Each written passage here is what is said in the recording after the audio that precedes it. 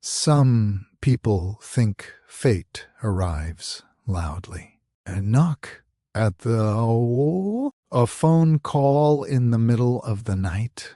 A moment so dramatic it leaves no doubt that life has shifted. But most of the time, fate is quieter than that. It looks like a yellow traffic light you could easily drive through. It looks like an envelope you could replace later. It looks like a choice so small you tell yourself it doesn't deserve attention. Lena Mercer would later understand that nothing truly important in her marriage began with vows or signatures or promises spoken aloud. It began with a decision she almost didn't make. One no one would have noticed if she hadn't. She had already pulled out of the courthouse parking lot when it happened. The building shrank in her rearview mirror, its stone steps already losing their significance, becoming just another government office she wouldn't need to visit again anytime soon. The morning sun reflected off the windshield. Too bright, too ordinary for a day that was supposed to feel permanent. She was married.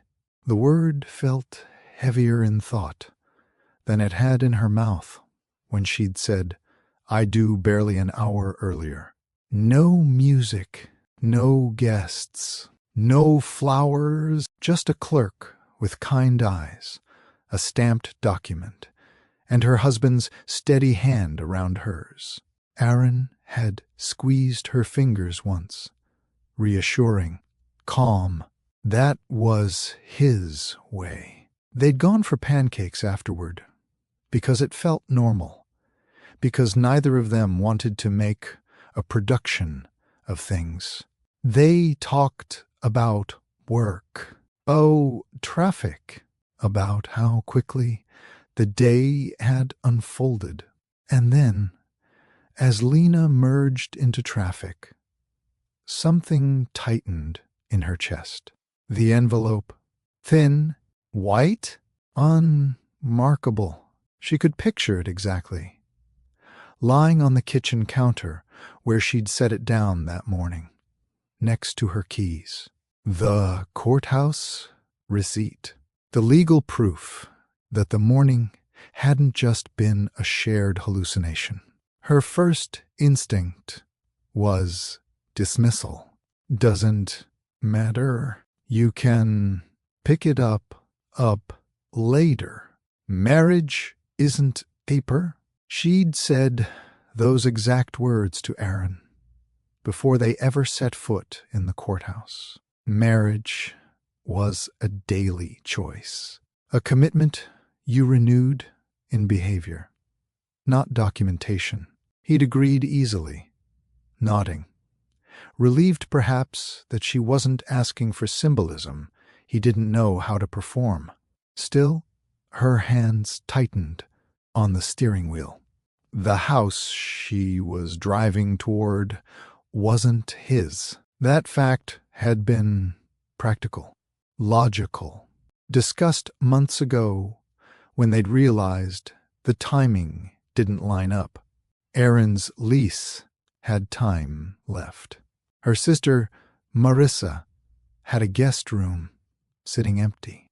2 months, maybe a short bridge between lives. It made sense. So why did her chest feel hollow? At the next intersection, the light shifted from green to yellow. Lena slowed instinctively. She could keep going. The light would turn red soon, and the decision would be made for her. She could drive on, arrive at Marissa's house, unpack her overnight bag, and begin married life without the envelope, without acknowledging the unease tugging at her ribs. No one would know. That was the dangerous thing about small choices. They didn't announce themselves. They didn't demand witnesses. They quietly taught you what you were willing to ignore. Lena braked. She waited. The light turned red, and with it came clarity she hadn't been searching for. She flicked on her turn signal and made a slow U-turn, heart beating faster than the action warranted. It took less than 3 minutes to retrieve the envelope. She stepped back into her apartment, the one she'd lived in alone for 6 years, and picked it up from the counter. The paper felt thinner than she expected, almost fragile. Standing there, keys still in hand, she felt something settle and unsettle at the same time. She didn't know it yet, but that moment, choosing not to rush past discomfort, would become the quiet blueprint for the kind of wife she would have to learn to be.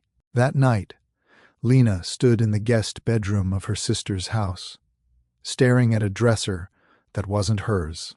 Marisa had tried to make it welcoming.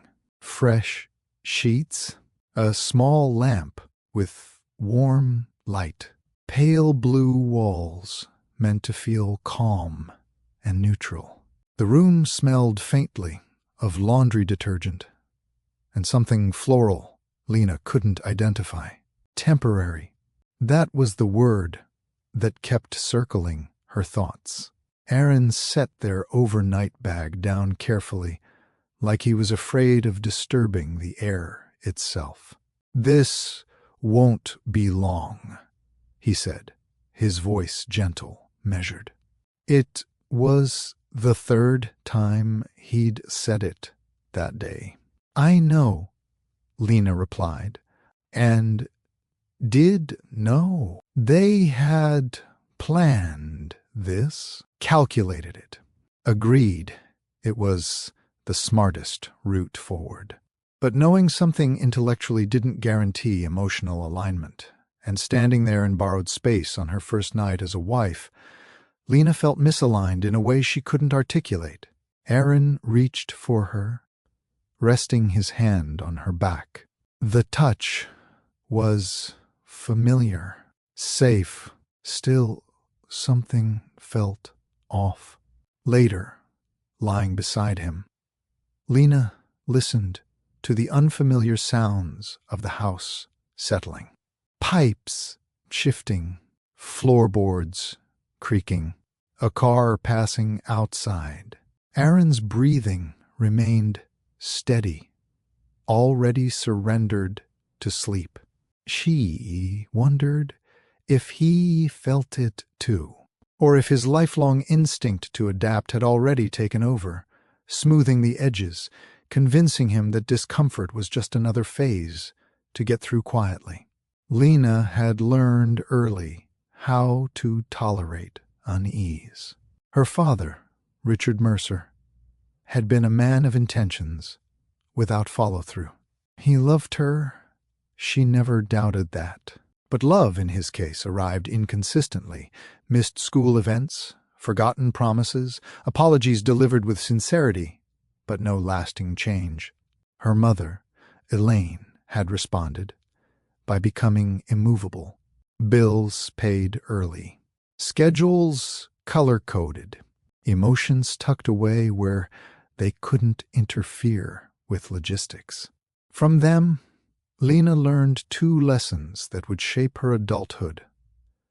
Don't rely too much on anyone, and never make a fuss about what you can handle alone. Aaron Cole had grown up in a different storm. His parents, Diane and Thomas, loved each other fiercely and destructively. Arguments erupted without warning. Doors slammed. Voices rose and fell like weather. Apologies followed. Then repeated mistakes. By 16, Aaron had become fluent in de-escalation. He learned when to speak when to stay quiet, when to compromise even if it meant losing ground. Peace mattered more than being right. They met years later at work, both drawn not by attraction, but by competence. Lena was a project coordinator who never missed a deadline. Aaron handled operations with quiet efficiency. Their bond formed in late nights, fixing problems no one else wanted to touch. Coffee runs, shared glances when meetings dragged on. Mutual respect that grew slowly, without urgency. When they started dating, there were no fireworks. There was relief. Relief that someone showed up. Relief that conflict didn't explode. Relief that silence didn't feel dangerous. That was why they married the way they did. No spectacle, no debt, no performance. But fate, Lena was learning, wasn't about how you started. It was about what you noticed when something didn't feel right, and whether you chose to listen. Lying there in a house that wasn't his, she stared at the ceiling and wondered if marriage was supposed to feel more solid on the first night. She almost told herself it didn't matter.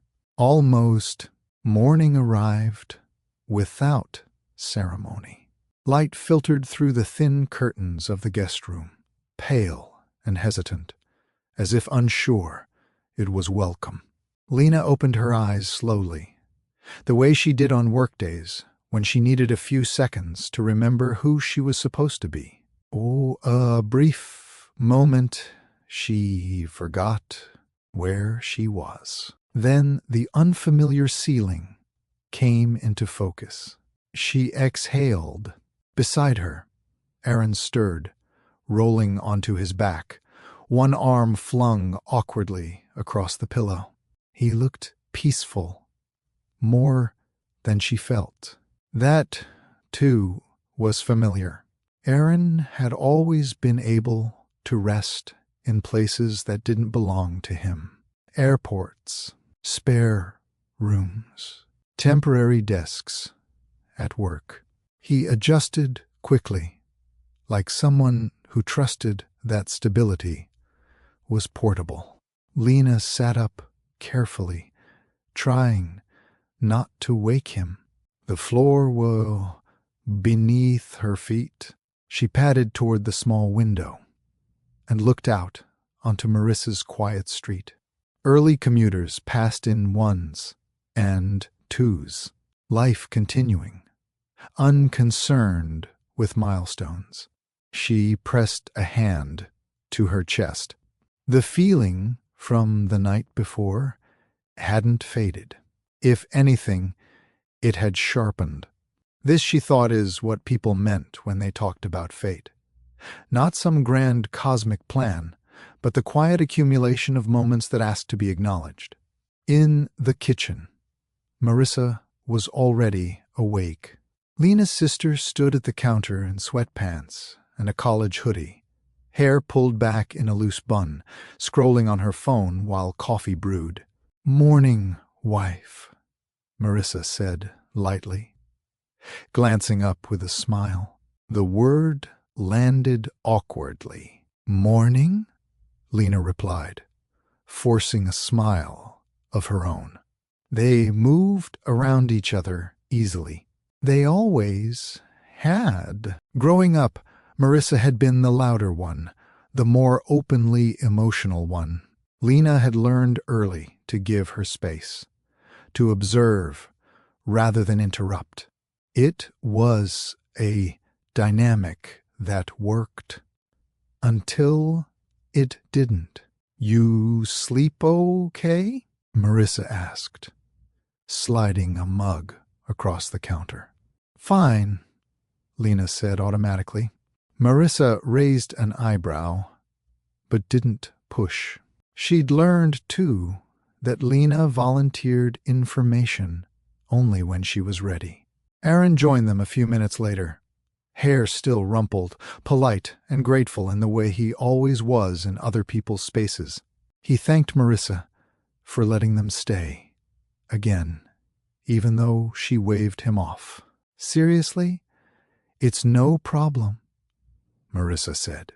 "You guys are barely here anyway. Barely here." The phrase lodged itself in Lena's mind. After breakfast, Aaron checked his phone. His shoulders tightened, just slightly, but Lena noticed. She always did. It was one of the things that had drawn her to him, the subtlety of his tells, the way his emotions announced themselves quietly instead of demanding attention. "What's going on?" she asked. He hesitated, then sighed. "Work? They want me to cover extra hours this week. Staffing issue. Are you going to?" she asked. "I already said I could," he replied, then paused. "I assumed it would be fine." The word assumed hovered between them. It wasn't a fight. It wasn't even an argument. But something about it felt instructive, like a lesson introducing itself early. They cleaned up together in silence, moving efficiently, almost too smoothly. Lena watched herself from a distance, noting how easy it would be to slip into autopilot, to let days stack up without naming what felt wrong.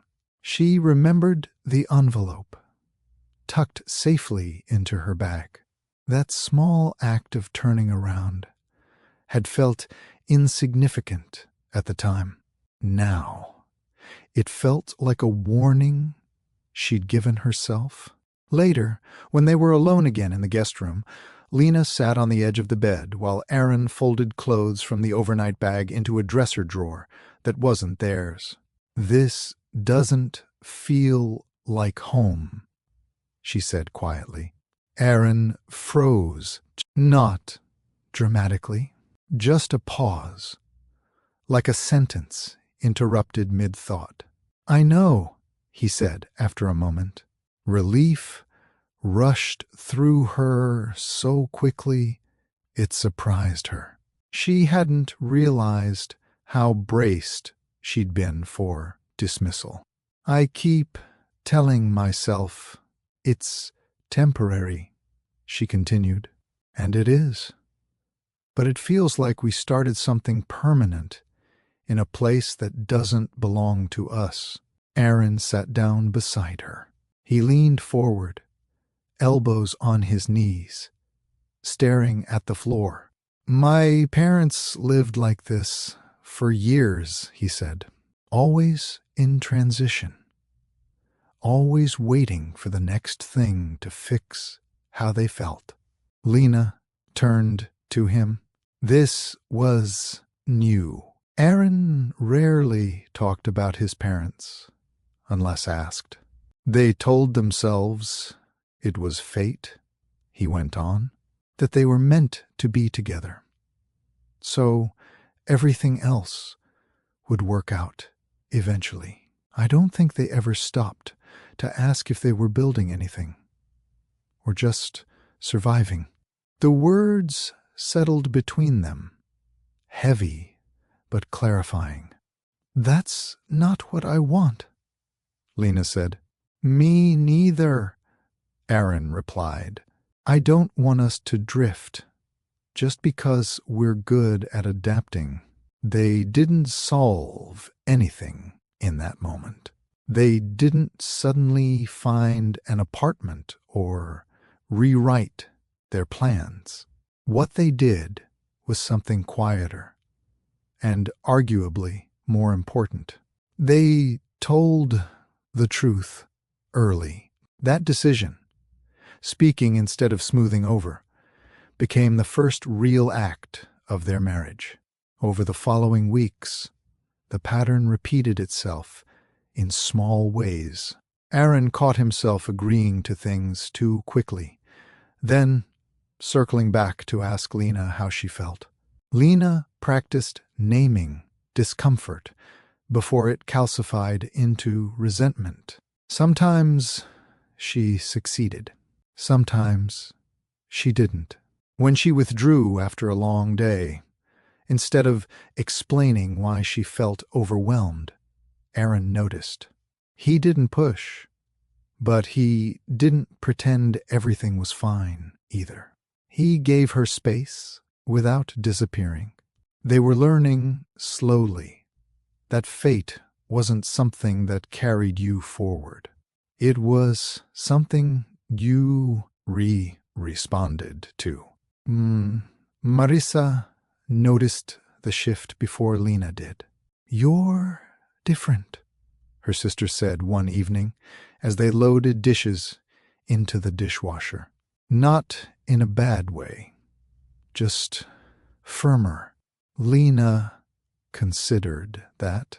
"I think I'm tired of being easy." Marissa smiled, not unkindly. "Good. Easy gets taken for granted." The comment lingered. Weeks later, when Aaron suggested breaking his lease early and taking the financial hit so they could move sooner, Lena surprised herself by saying no. Not because she didn't want a place of their own, but because she wanted their life to be built on intention, not urgency. "This isn't about proving anything," she told him. "We'll get there. I just don't want to start resenting the foundation." Aaron nodded. He understood more than she'd expected him to. That, too, felt like fate. Not in the dramatic sense, but in the quiet recognition that they were choosing differently than the people who'd raised them. The house on Marissa's street never became comfortable, and that was the point. It reminded Lena daily that temporary arrangements carried emotional weight, whether you acknowledged them or not. It reminded Aaron that adaptation, while useful, wasn't always the same as alignment. By the time they began seriously looking for an apartment together, Lena understood something she hadn't on the night of the U-turn. Fate wasn't what brought her and Aaron together. It wasn't the courthouse. It wasn't the timing. Fate was the accumulation of moments when she chose not to ignore herself, and when he chose not to disappear into peacekeeping. And that understanding, earned slowly and without spectacle, would shape everything that came next. If this story made you pause, even for a moment, then it means something inside you recognized it. Many of us are taught to ignore discomfort, to call it logic, maturity, or strength. But sometimes those small, uneasy moments are trying to teach us something important about love, boundaries, and self-respect. If you've ever stayed quiet to keep the peace, if you've ever told yourself it's fine when it didn't feel fine, then this story is for you. Take a second to like this video so it reaches others who might need it. Subscribe to Love Stories by Mr. Johnson for grounded stories that explore real relationships and real life lessons. And if this chapter resonated with you, leave a comment. What's one small feeling you once ignored that later mattered? The rest of this story dives deeper into how our past quietly shapes the way we love, and what it takes to change that. Long before Lena Mercer learned how to be a wife, she learned how to wait.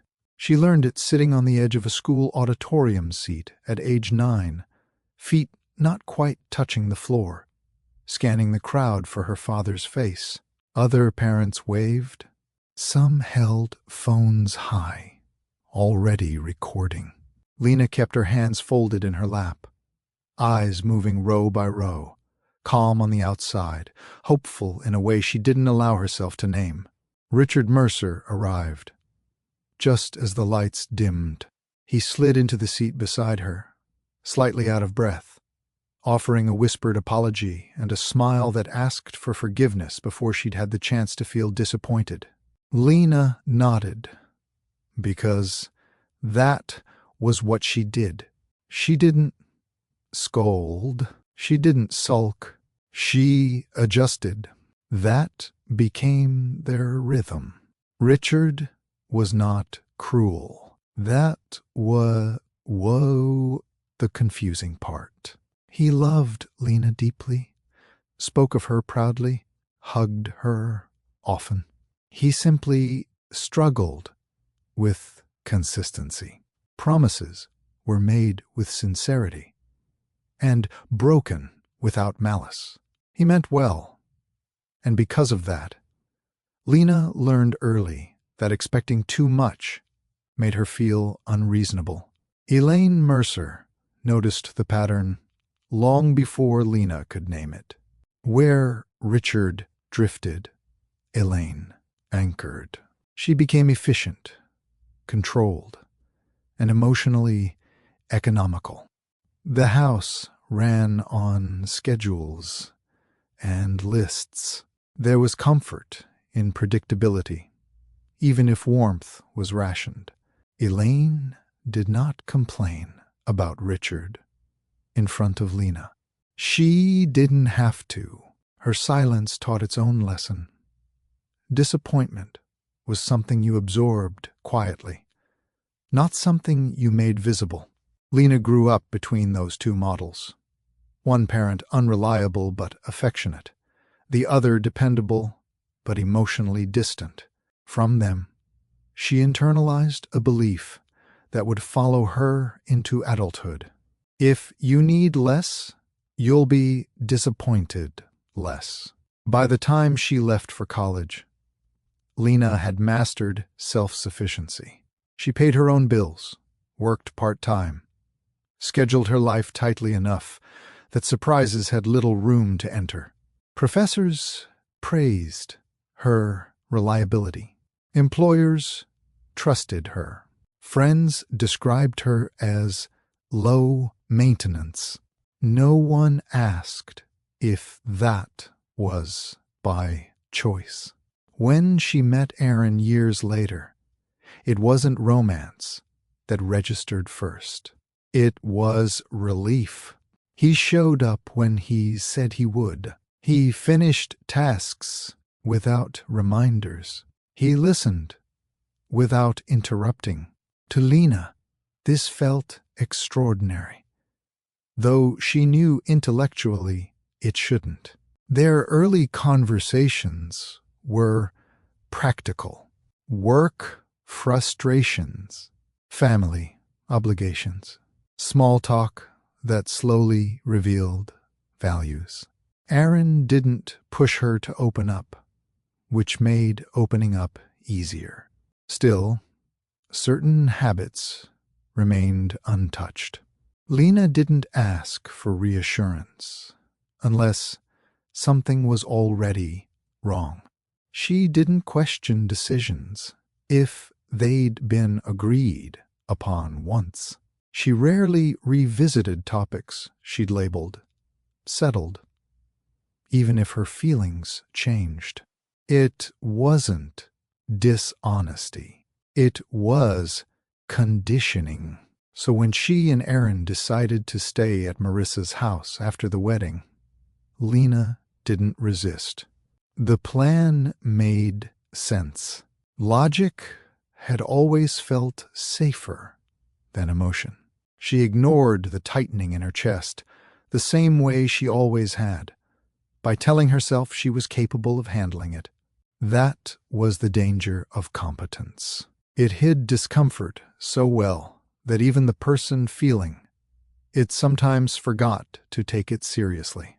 Living in Marissa's house stirred memories Lena hadn't expected. She noticed how quickly she adapted, folding herself into someone else's routine, minimizing her needs, expressing gratitude instead of preference.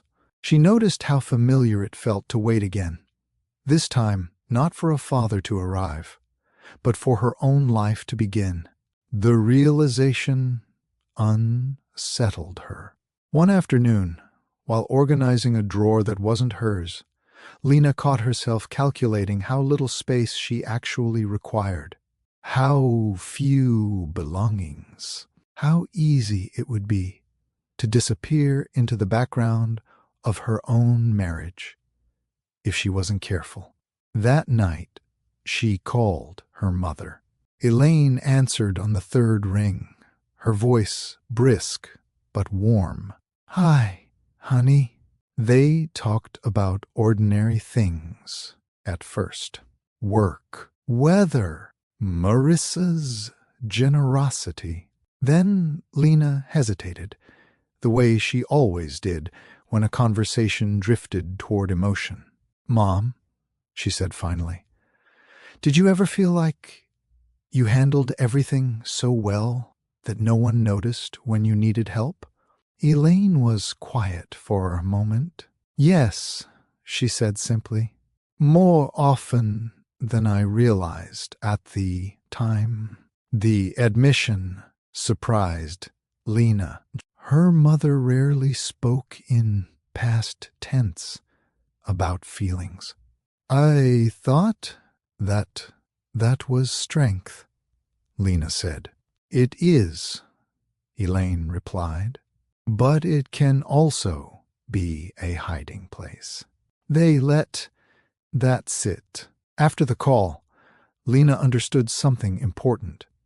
The unease she'd felt wasn't weakness.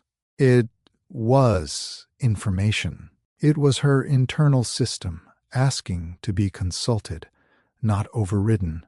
Educationally, this was the lesson Lena was only beginning to learn. Emotional discomfort is not a flaw in character. It is feedback. Ignoring it doesn't make it disappear. It simply delays the cost.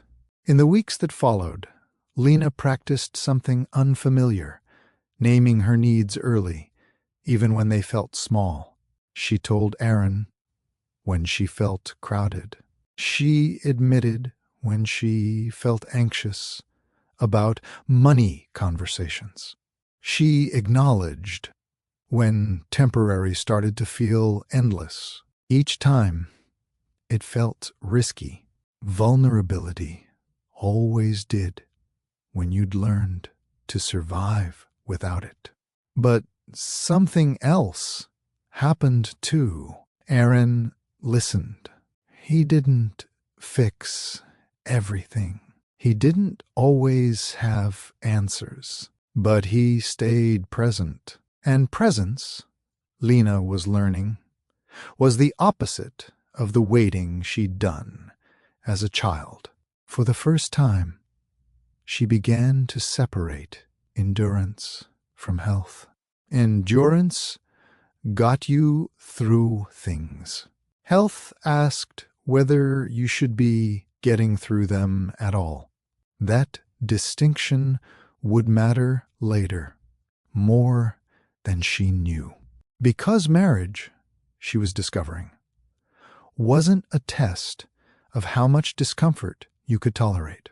It was an ongoing negotiation about what kind of life you were willing to build together and what parts of yourself you were no longer willing to silence. And that understanding had roots far deeper than one borrowed bedroom. There was a particular kind of silence Lena had grown up with, the kind that wasn't empty, but restrained.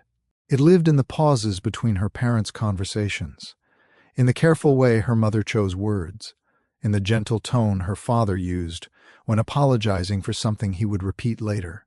It wasn't hostile silence. It was polite, controlled, almost respectful. And it taught Lena something powerful and dangerous at the same time. If you don't ask for too much, no one has to disappoint you. As a teenager, Lena became exceptionally good at anticipating needs, hers and everyone else's. She learned when to speak and when to let things pass. If her father forgot to pick her up, she called a friend. If plans fell through, she adjusted. If something hurt, she processed it privately. Adults praised her maturity. What they didn't see was the quiet math happening in her head. How much do I actually need? How little can I ask for and still be okay? That math followed her into adulthood. In college, Lena never asked for extensions, even when juggling too much. At work, she took on extra responsibilities without complaint. In friendships, she became the reliable one, the listener, the helper, the planner. She rarely needed anything, or rather, she rarely admitted when she did. By the time she met Aaron, this pattern felt like identity, not habit. She believed being low maintenance made relationships easier, safer. Asking for more felt indulgent, even selfish. So when Aaron offered support early in their relationship, checking in, asking how she was really doing, Lena answered honestly, but selectively. She shared facts, not fears. Preferences, not needs. Aaron didn't push. That made it easier to stay contained. Living at Marissa's house after the wedding brought this dynamic into sharper focus. Marissa was generous, but opinionated. She liked her routines. Dinner à vex. Lights dimmed by 10. Shoes by the door. None of it was unreasonable. Lena adjusted instinctively, grateful for the help, careful not to inconvenience. But every adjustment carried a small cost. One evening, Lena caught herself asking permission to rearrange a bathroom shelf. The realization startled her.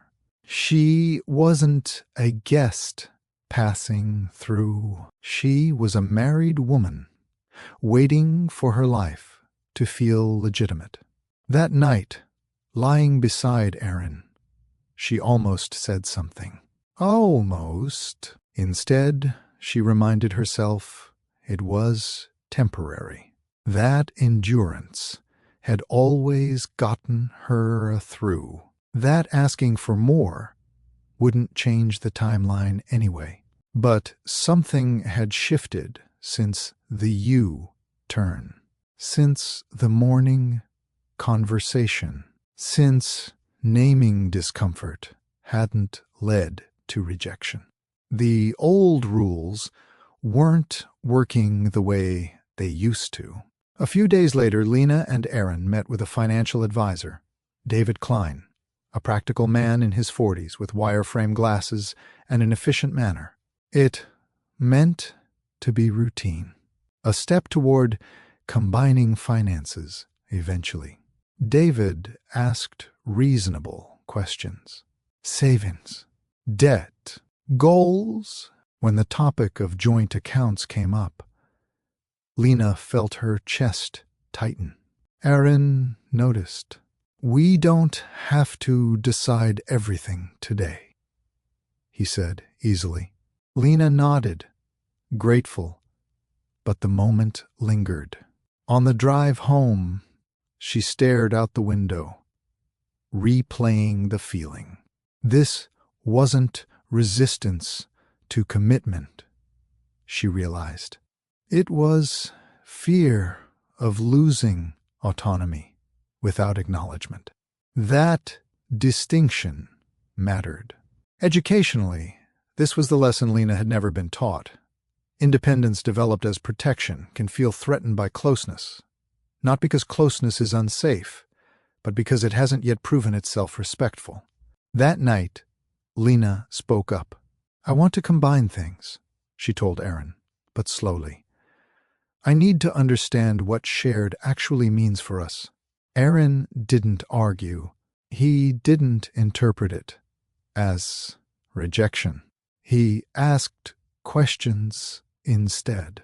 What did slow look like? What felt secure? What felt rushed? For Lena, this was new territory, negotiating needs without apologizing for them. And something surprising happened. Aaron didn't feel pushed away. He felt included. The realization unsettled Lena in the best possible way. All her life, she'd believed asking for more created distance. But here, clarity was creating intimacy. Still, old habits don't dissolve overnight. A week later, when Aaron agreed to cover overtime without checking in, Lena felt the familiar sting of disappointment. She didn't explode. She didn't accuse. She withdrew. Silence, she'd learned, was safer than conflict. Aaron noticed, but he didn't chase the way Lena expected. He gave her space. Too much, as it turned out. The silence stretched into a second day. Then a third. By the third evening, the quiet felt heavy, no longer protective, but punishing. This was another lesson. One Lena hadn't wanted to learn. Withholding communication wasn't neutrality. It was a choice with consequences. She broke the silence first. "I didn't say anything because I didn't want to seem unreasonable," she admitted. "But I felt overlooked." Aaron listened, his expression tight with regret. "I thought giving you space was respecting you," he said. "I didn't realize it felt like distance." Neither of them was wrong. They were simply operating from different survival strategies. That conversation didn't erase the pattern, but it named it. And naming patterns was becoming their quiet superpower. Lena began to see her past more clearly, not as something to overcome, but something to understand. Her tendency to endure wasn't a flaw. It had kept her safe once. But safety, built for childhood, didn't always translate well into partnership. Marriage, she was learning, required a different kind of strength. Not the strength to handle things alone, but the strength to let yourself be known before the damage was done. One afternoon, Lena visited her parents. Elaine had tea ready. Richard hovered nearby, asking if she needed anything, already overcompensating. Watching them now, Lena felt something close to compassion. They'd done the best they could with what they knew, and she was doing something different, not better, just more intentional. Before she left, Elaine hugged her tightly. "You don't have to carry everything quietly anymore," her mother said softly. "You chose someone who can carry things with you." The words stayed with Lena on the drive back to Marissa's house. That evening, she placed the courthouse envelope in her nightstand drawer, not as a talisman, but as a reminder. Marriage wasn't fate handed down. It was fate shaped by what you noticed, what you named, and what you no longer agreed to carry alone. And for the first time in her life, Lena wasn't waiting anymore. She was participating. If Lena learned to survive by becoming self-contained, Aaron Cole learned to survive by becoming flexible. His earliest memories were noisy ones, not the joyful kind. No music playing on Sunday mornings or laughter spilling down hallways, but the kind that made a house feel too small for the emotions inside it.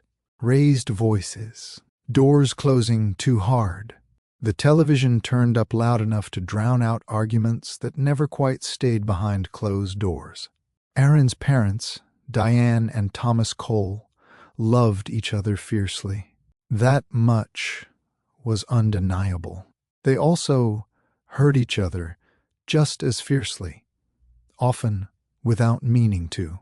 Their fights flared quickly, fed by stress, exhaustion, and words spoken faster than they could be softened. Apologies always came later. As a child, Aaron learned to read tone before words. He learned that timing mattered more than truth. He learned that stepping in at the right moment, offering a joke, changing the subject, volunteering to run an errand, could shift the temperature of a room. By 12, he was an expert. If his parents argued in the kitchen, Aaron lingered nearby, pretending to look for a snack, ready to interrupt if voices rose too high. If his mother cried, he fetched tissues. If his father grew quiet and distant, Aaron filled the silence. No one asked him to do this. That was the hardest part to explain later. There was no villain in his childhood, no singular moment of harm. There was just a constant undercurrent of emotional instability that taught him one clear rule. Peace was something you made, not something you waited for. Teachers praised Aaron's calm demeanor. Friends relied on him to mediate disputes. Coaches described him as even-keeled, a compliment that followed him into adulthood. What no one saw was the cost. Aaron didn't always know what he felt, only what would make things smoother. He learned to swallow frustration before it reached his mouth. He learned to value harmony over honesty, because honesty had consequences he couldn't control. When he left for college, the quiet felt unnatural at first. Dorm rooms were chaotic in a different way. Late nights, loud laughter, music echoing through thin walls, but the emotional volatility was absent.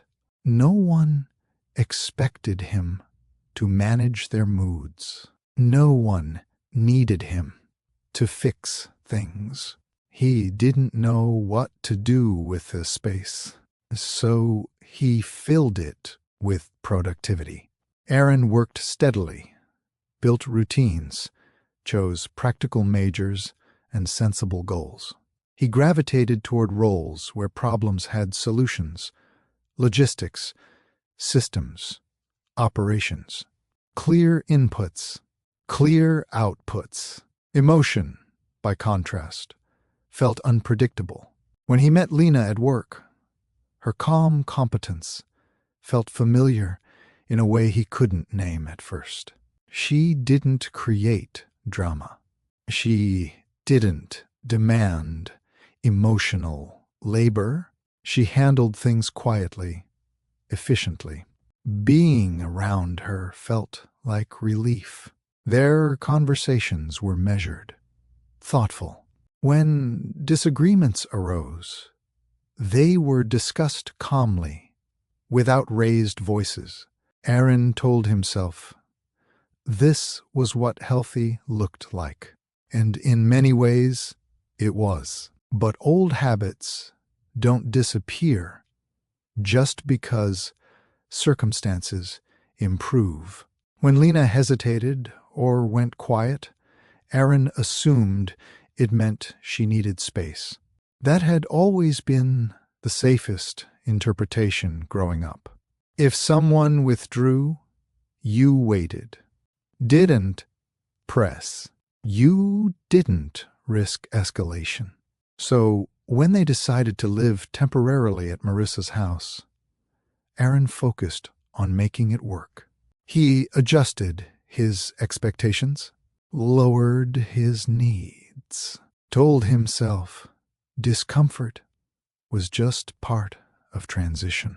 He didn't question whether adaptation was the same as alignment. That distinction hadn't existed in his childhood. There was only getting through. The first night at Marissa's house, Aaron lay awake longer than Lena realized. He stared at the ceiling, listening to unfamiliar sounds, cataloging them the way he always did in new environments. His mind ran through logistics, lease timelines, savings projections, commute adjustments. He noticed Lena's breathing was uneven. He told himself she was just tired. In the morning, when she asked about his tense shoulders at breakfast, something inside him shifted. The question wasn't accusatory. It wasn't emotional. It was observant. He realized then that Lena wasn't asking him to fix anything. She was asking him to be present. That was new. Aaron had spent years managing emotions from the outside, diffusing, distracting, delaying. Presence required something else entirely. It required staying with discomfort instead of smoothing it over. When he admitted he didn't love their situation, he half expected the room to tighten, for conflict to follow. Didn't. Instead, relief crossed Lena's face so quickly it startled him. That moment stayed with Aaron. He began to see his instinct to adapt not as virtue, but as habit. Useful, yes, but incomplete. There were times when peacekeeping created distance instead of closeness. Educationally, this was the lesson Aaron was beginning to learn. Avoiding conflict doesn't preserve relationships. It simply postpones the work they require. In the weeks that followed, he practiced pausing before agreeing to things. He asked himself whether he was choosing harmony or honesty. Sometimes the answer surprised him. When Lena hesitated about combining finances quickly, he felt a flicker of old fear. Is this a rejection? But he didn't react. He asked questions instead, listened without assuming. It felt unfamiliar, exposed, but it also felt real. Aaron began to understand that the marriage he wanted couldn't be built on adaptation alone. It needed mutual negotiation, shared discomfort, conversations that didn't aim for immediate calm, but long-term trust. He thought of his parents often during this time, not with blame, but with clarity. They'd loved each other deeply, but they'd mistaken intensity for intimacy. They'd believed fate would carry them through moments they were unwilling to face together. Aaron didn't want that. He wanted something quieter, slower, built deliberately And for the first time in his life, he began to see that keeping the peace wasn't always the same as keeping the connection. Sometimes, the most faithful thing you could do for a relationship was risk a little discomfort before silence turned into something harder to repair. Aaron didn't think of himself as someone who avoided conflict. He would have said he chose his battles carefully, that he understood timing. That escalation rarely led anywhere good. These beliefs had served him well for most of his life. They had kept friendships intact, workplaces calm, family gatherings survivable. But marriage had a way of exposing the difference between skills that helped you survive and skills that helped you connect. Living at Marissa's house sharpened that distinction. Aaron adjusted easily, too easily. He learned which cabinet held the mugs, which floorboard creaked near the hallway, which evenings Marissa preferred quiet. He woke early to avoid disrupting anyone's routine. He folded himself neatly into a life that wasn't his yet. From the outside, it looked like maturity. From the inside, it felt like something else, a familiar shrinking he hadn't noticed in years. He told himself it was temporary. That adaptation was practical. That love meant flexibility. What he didn't ask himself was whether flexibility had quietly become self-erasure. One evening, after a long shift, Aaron came home later than expected. Lena was already in the guest room, sitting on the bed with her laptop open, work spread out in front of her. She looked up when he entered, smiled briefly, then went back to typing. He recognized the smile. Polite, controlled, not upset enough to confront, but not relaxed either. His instinct was immediate and automatic. Give her space. So he showered. He cleaned up the kitchen. He made himself useful. He did not ask what she needed. That night passed quietly. Next morning did too. By the second day, the silence had a weight to it. Not the peaceful kind, something denser, more deliberate. Aaron felt the familiar urge to smooth things over without naming them. Maybe bring home dinner. Maybe make a joke. Maybe wait it out. Waiting had always worked before, but this wasn't before. On the third evening, Lena broke the pattern. "I don't want to fight," she said, standing near the doorway, arms crossed loosely. "But I don't want to pretend nothing happened either." Aaron felt his chest tighten, not with fear, but recognition. "I thought you wanted space," he said honestly.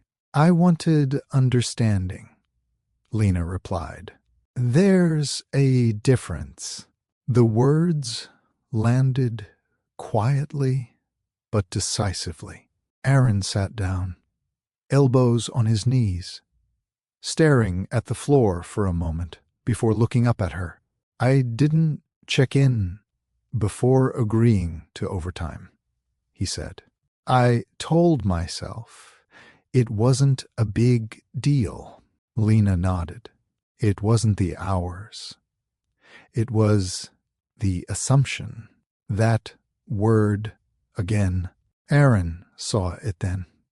The pattern threading through their recent weeks. His instinct to decide what was easiest for everyone without consulting the one person it affected most. Her instinct to absorb disappointment rather than voice it.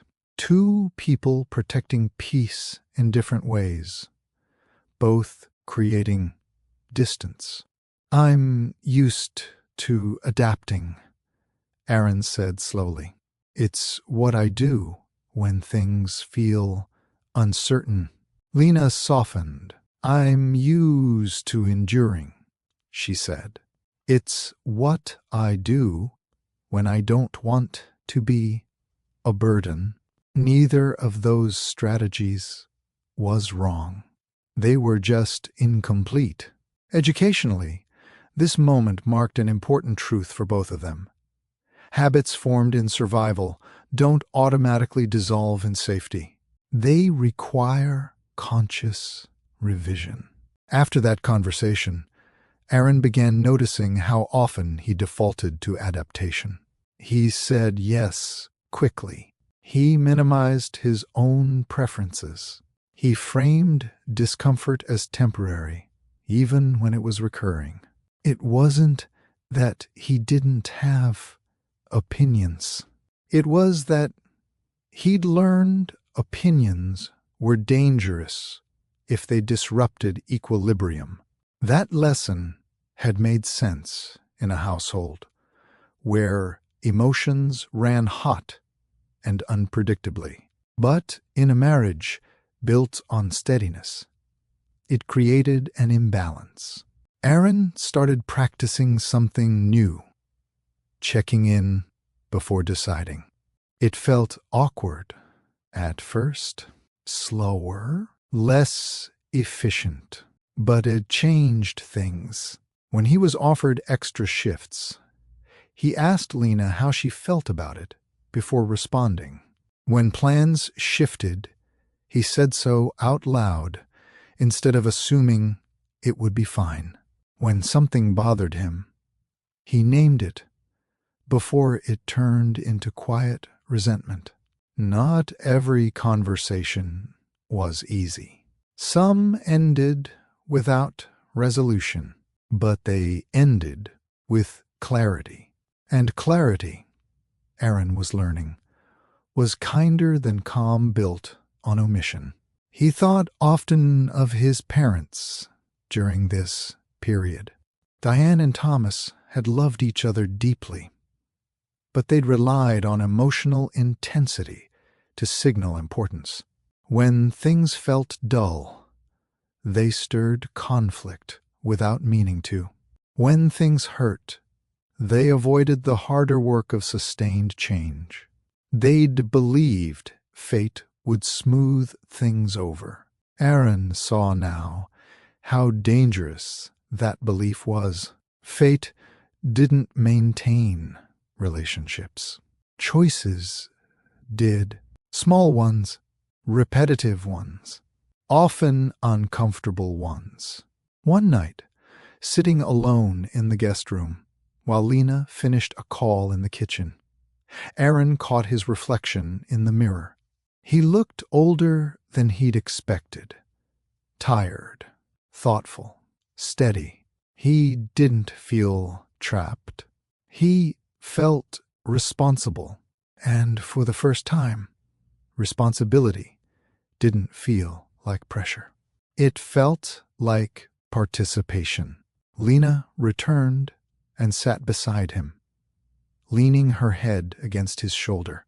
The gesture was simple, unremarkable, but it carried weight. They weren't avoiding discomfort anymore. They were meeting together. That, Aaron realized, was the real shift. Not the absence of conflict, but the willingness to stay present when it arrived. Adaptation had kept him safe once, but presence was what would keep this marriage alive. And that was a skill he was finally ready to learn. If someone had asked Lena to describe how she and Aaron fell in love, she would have struggled to give them a moment. There was no first spark she could point to, no dramatic confession, no night that split her life into before and after. Instead, there were 100 small instances that only made sense in hindsight. They met on a Tuesday that felt like every other Tuesday. Lena had been assigned to coordinate a cross-department rollout that no one wanted. The timeline was unrealistic. The resources were thin. Half the team treated it like a temporary inconvenience they could outlast. Aaron was the operations lead assigned to support it. He showed up to the first meeting with a legal pad already filled with notes and a quiet question that caught Lena off guard. "What's the actual bottleneck?" he asked, not defensively, not performatively, just curious. She looked up from her laptop, surprised. No one had asked that yet. From that moment on, their working relationship took shape around solving problems instead of assigning blame. When deadlines slipped, they didn't panic. When meetings dragged, they exchanged knowing looks. They stayed late without keeping score. Lena noticed how Aaron listened, really listened, before responding. Aaron noticed how Lena followed through on every promise she made, no matter how small. Trust formed quietly. They began sharing coffee runs, then lunch breaks, then observations about the office that made each other laugh in that restrained, private way reserved for people who understood context. When Aaron asked her to dinner, it didn't feel risky. It felt logical. That should have worried her. Instead, it felt like relief. Their early dates were unremarkable in the way that mattered.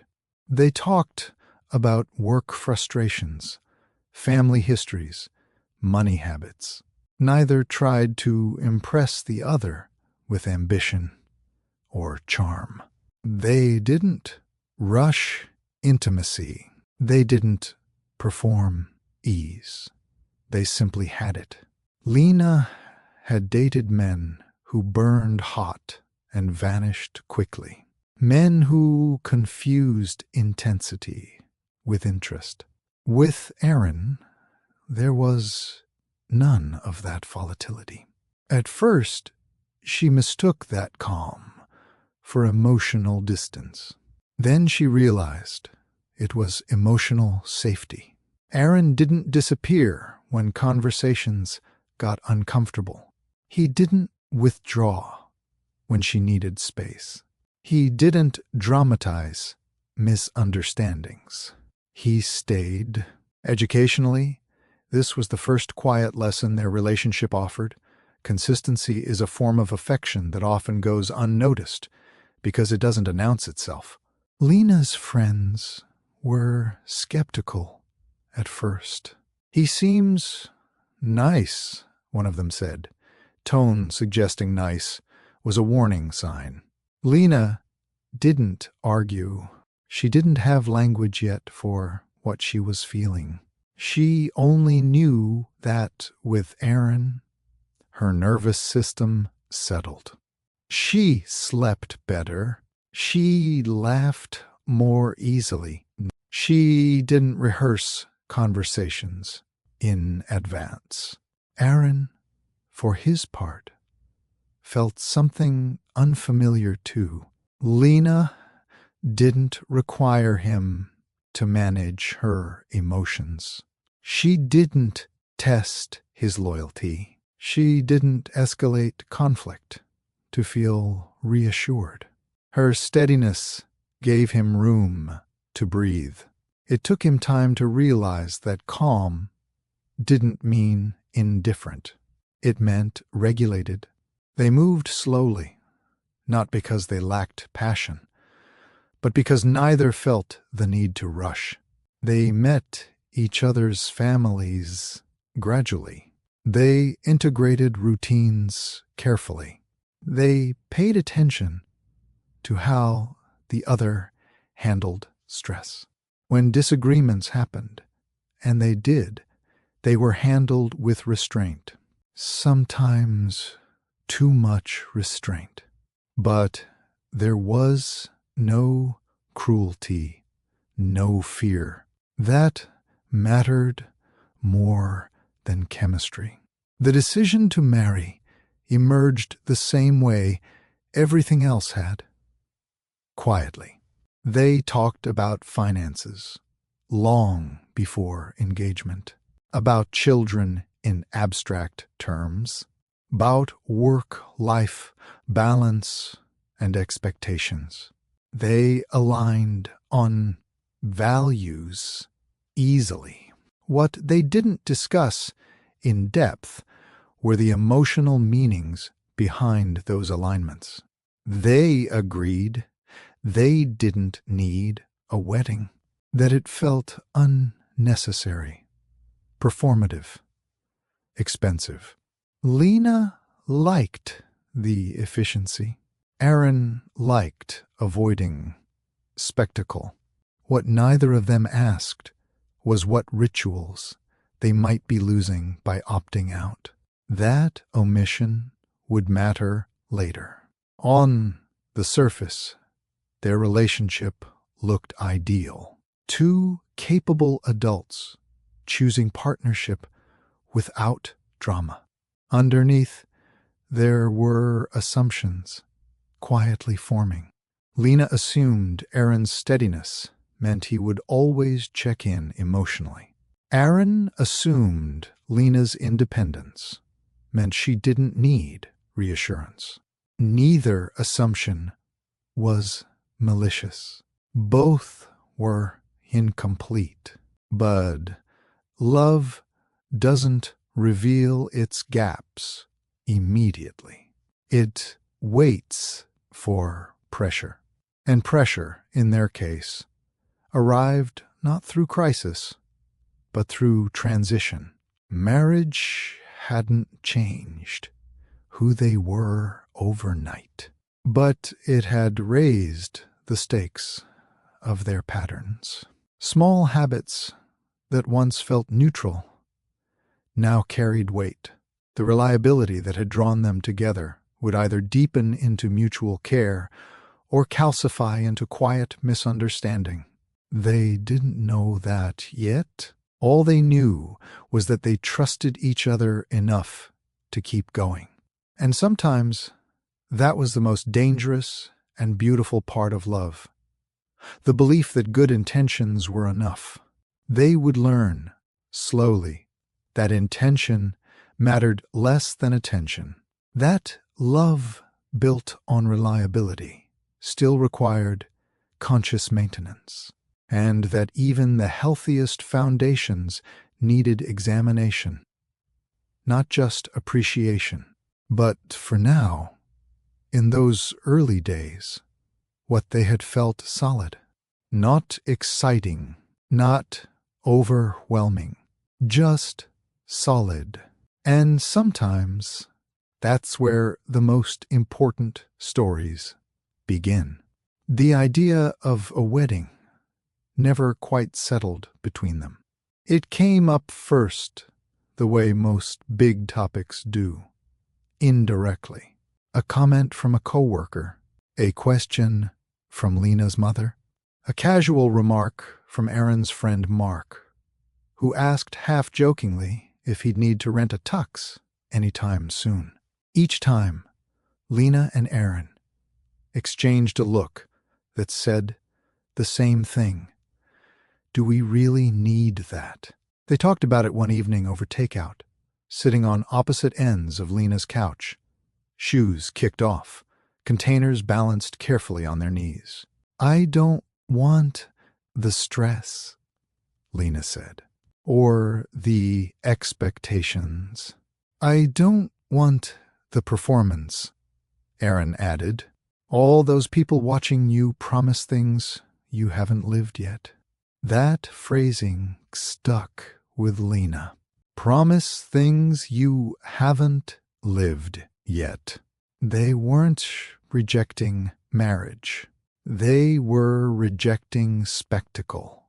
They believed what they were doing, building something quietly, deliberately, mattered more than how it looked from the outside. And in many ways, they were right. But there was something they didn't recognize at the time. Rituals exist not just to impress others, but to help people pause long enough to acknowledge change. Skipping the wedding meant skipping that pause. They didn't mark the transition from two individuals choosing each other to two individuals becoming responsible for a shared life. They signed papers. They ate pancakes. They went back to work the next day. Efficient, clean, logical. Lena liked that. Efficiency had always been her language of safety. Aaron liked it, too, for different reasons. Avoiding the wedding meant avoiding emotional exposure. No vows spoken aloud. No expectations articulated publicly. No spotlight on feelings he was still learning how to name. Neither of them framed it that way. They told themselves love didn't need proof. That belief wasn't wrong. It was just incomplete. When they told their families, the reactions were polite but telling. Elaine asked careful questions, her tone neutral. Richard hugged them both, relieved there was no planning he could forget to follow through on. Marissa raised an eyebrow, but said she respected their choice.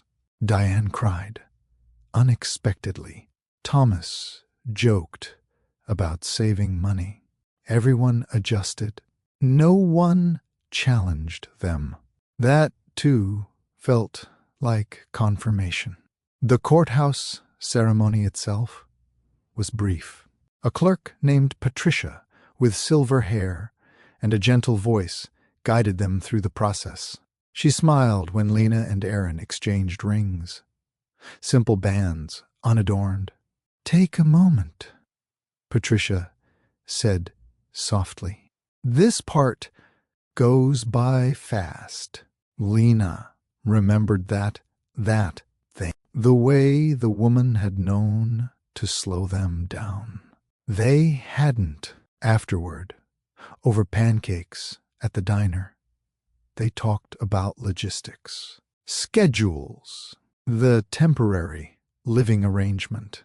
The next few months, they didn't talk about what it meant to wake up the next morning married. And that was how they ended up in a guest room that night, both surprised by how disorienting it felt. Educationally, this chapter of their story carried an important lesson. Transitions that aren't marked emotionally often resurface later as confusion, not because the choice was wrong, but because it wasn't fully processed. Lena began to see that her discomfort wasn't about regret. It was about orientation. She hadn't been given, or given herself, the chance to emotionally arrive. Aaron felt it, too, though he struggled to name it. Without a wedding, there was no shared memory to anchor the shift. No remember when to return to during moments of doubt. Just a quiet understanding that something had changed, without a clear sense of how. They compensated by leaning harder on routine. Routine had always been reliable, but routines, Lena was learning, could either support growth or mask avoidance. When the first cracks appeared, her unease in borrowed space, his instinct to adapt instead of question, they weren't signs of incompatibility. They were signals asking for attention. The marriage wasn't fragile. It was unfinished, and unfinished things require participation. One night, weeks after the courthouse, Lena sat alone on Marissa's back steps, wrapped in a sweater, watching the porch light attract insects. Aaron joined her, sitting quietly, close, but not touching. "Do you ever wish we'd done it differently?" she asked. Aaron thought for a moment. "I don't wish we were different people," he said. "But I wish we'd slowed down more." Lena nodded. Slowing down, not stopping, not reversing, just noticing. That was the work now. They couldn't go back and create a wedding, but they could create meaning, moving forward. They could choose to mark moments intentionally, even small ones. The first time they toured an apartment together, they lingered, asked questions, imagined routines. They didn't rush out to the next showing. The first financial decision they postponed, instead of forcing. They talked through what shared actually meant. The first argument they repaired, without rushing to calm. They sat with the discomfort long enough to understand it. These became their rituals, unseen, uncelebrated, but deeply formative. Marriage, Lena realized, wasn't undermined by skipping tradition. It was tested by how willing you were to build your own structure afterward. And that structure couldn't rely on logic alone.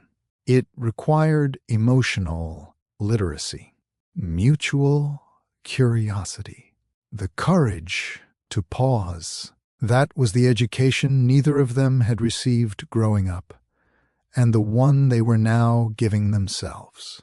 The house that wasn't his had exposed that gap early.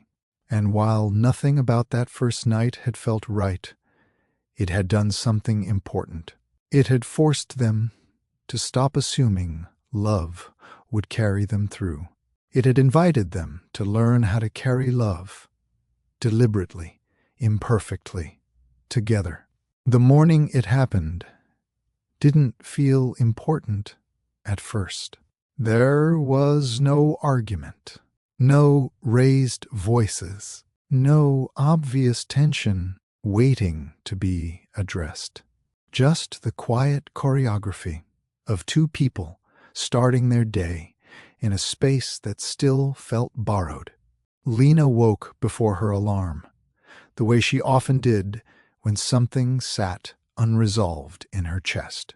The house. What? Aaron's breathing beside her was slow and even. She watched him for a moment, noting the crease between his brows that appeared when he was tired, the familiar shape of his mouth relaxed in sleep. She loved him. That part was not in question. What unsettled her was how easy it would be, how natural, to let the rest go unspoken. She slipped out of bed and padded into the kitchen. Marissa had already left for work. A note sat on the counter, cheerful and efficient. "Help yourself. See you later." Lena made coffee and stood at the counter, staring at nothing while the machine hummed. She thought about the apartment listings she'd bookmarked. The timeline that still felt vague. The quiet way days were stacking up without a clear sense of forward motion. When Aaron joined her a few minutes later, he kissed her cheek and reached for a mug. "Morning," he said. "Morning." They moved around each other easily, the way couples did when nothing was wrong, and yet something wasn't settled either. Aaron checked his phone, frowned slightly, then slipped it back into his pocket. "What's up?" Lena asked. "Work stuff," he said. "Nothing urgent," she nodded, though she'd learned that nothing urgent often meant something decided without discussion. The thought lingered longer than she expected. This was the moment, the kind she was learning to recognize, the quiet crossroads where she could choose efficiency or honesty. She could let it go. She could tell herself it wasn't worth the discomfort. She could wait until there was a better time. Those instincts rose quickly, practiced and persuasive. But another thought followed, steadier this time. Waiting has never made this easier. "Aaron," she said, setting her mug down, "can we talk for a minute?" He looked up immediately. Of course, they sat at the small kitchen table, facing each other. No drama, no urgency, just space. "I'm trying to figure out why this still feels unsettled," Lena began carefully. "And I think part of it is that I don't know what our next step actually is." Aaron listened, hands folded, expression attentive.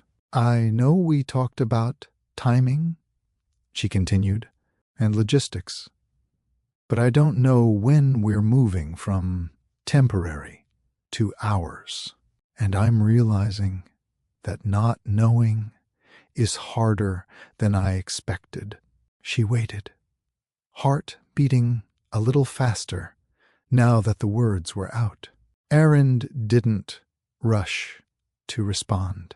He thought for a moment, then nodded. "I've been assuming we'd know when it was time," he said. "That it would feel obvious." Lena smiled faintly. "It doesn't." "No," he agreed. "It doesn't." They sat with that honesty, letting it settle, instead of trying to smooth it over. Educationally, this moment mattered because it demonstrated a principle many couples never practice. Clarity reduces anxiety more effectively than reassurance.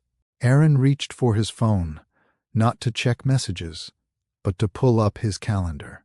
"My lease ends in 3 months, he said. "We could start looking seriously now. Not committing yet.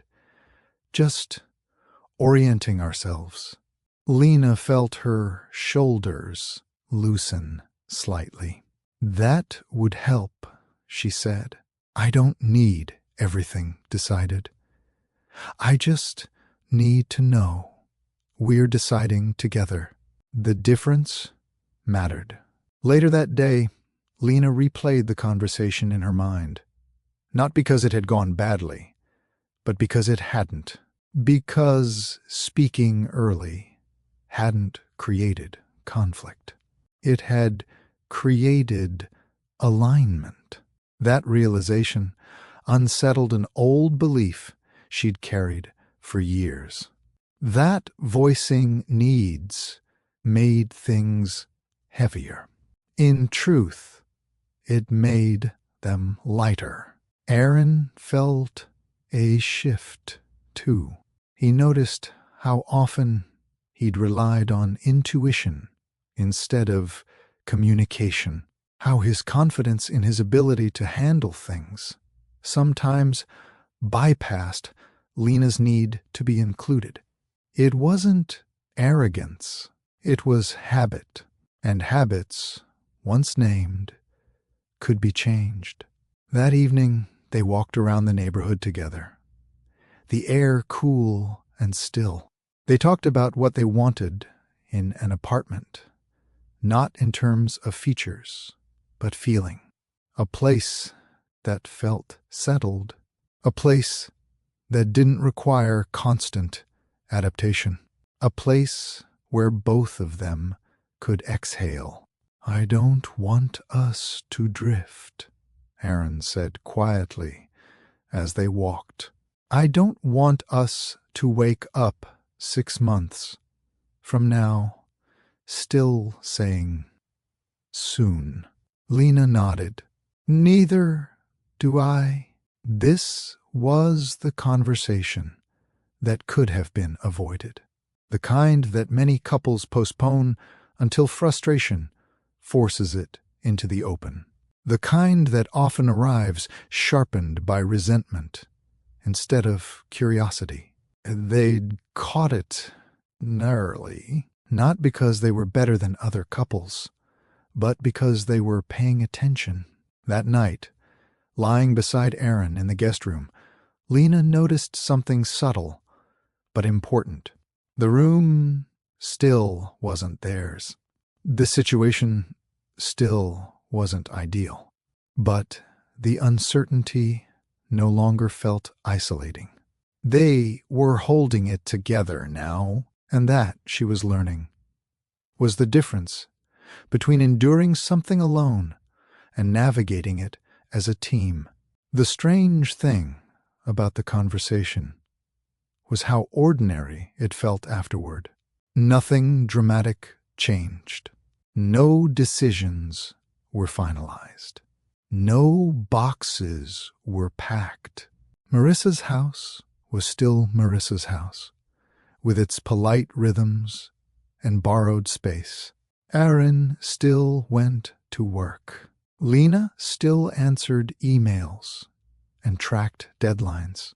And yet, something fundamental had shifted. The problem had a name now. For Lena, naming, it felt like loosening a tight knot she hadn't realized she'd been carrying.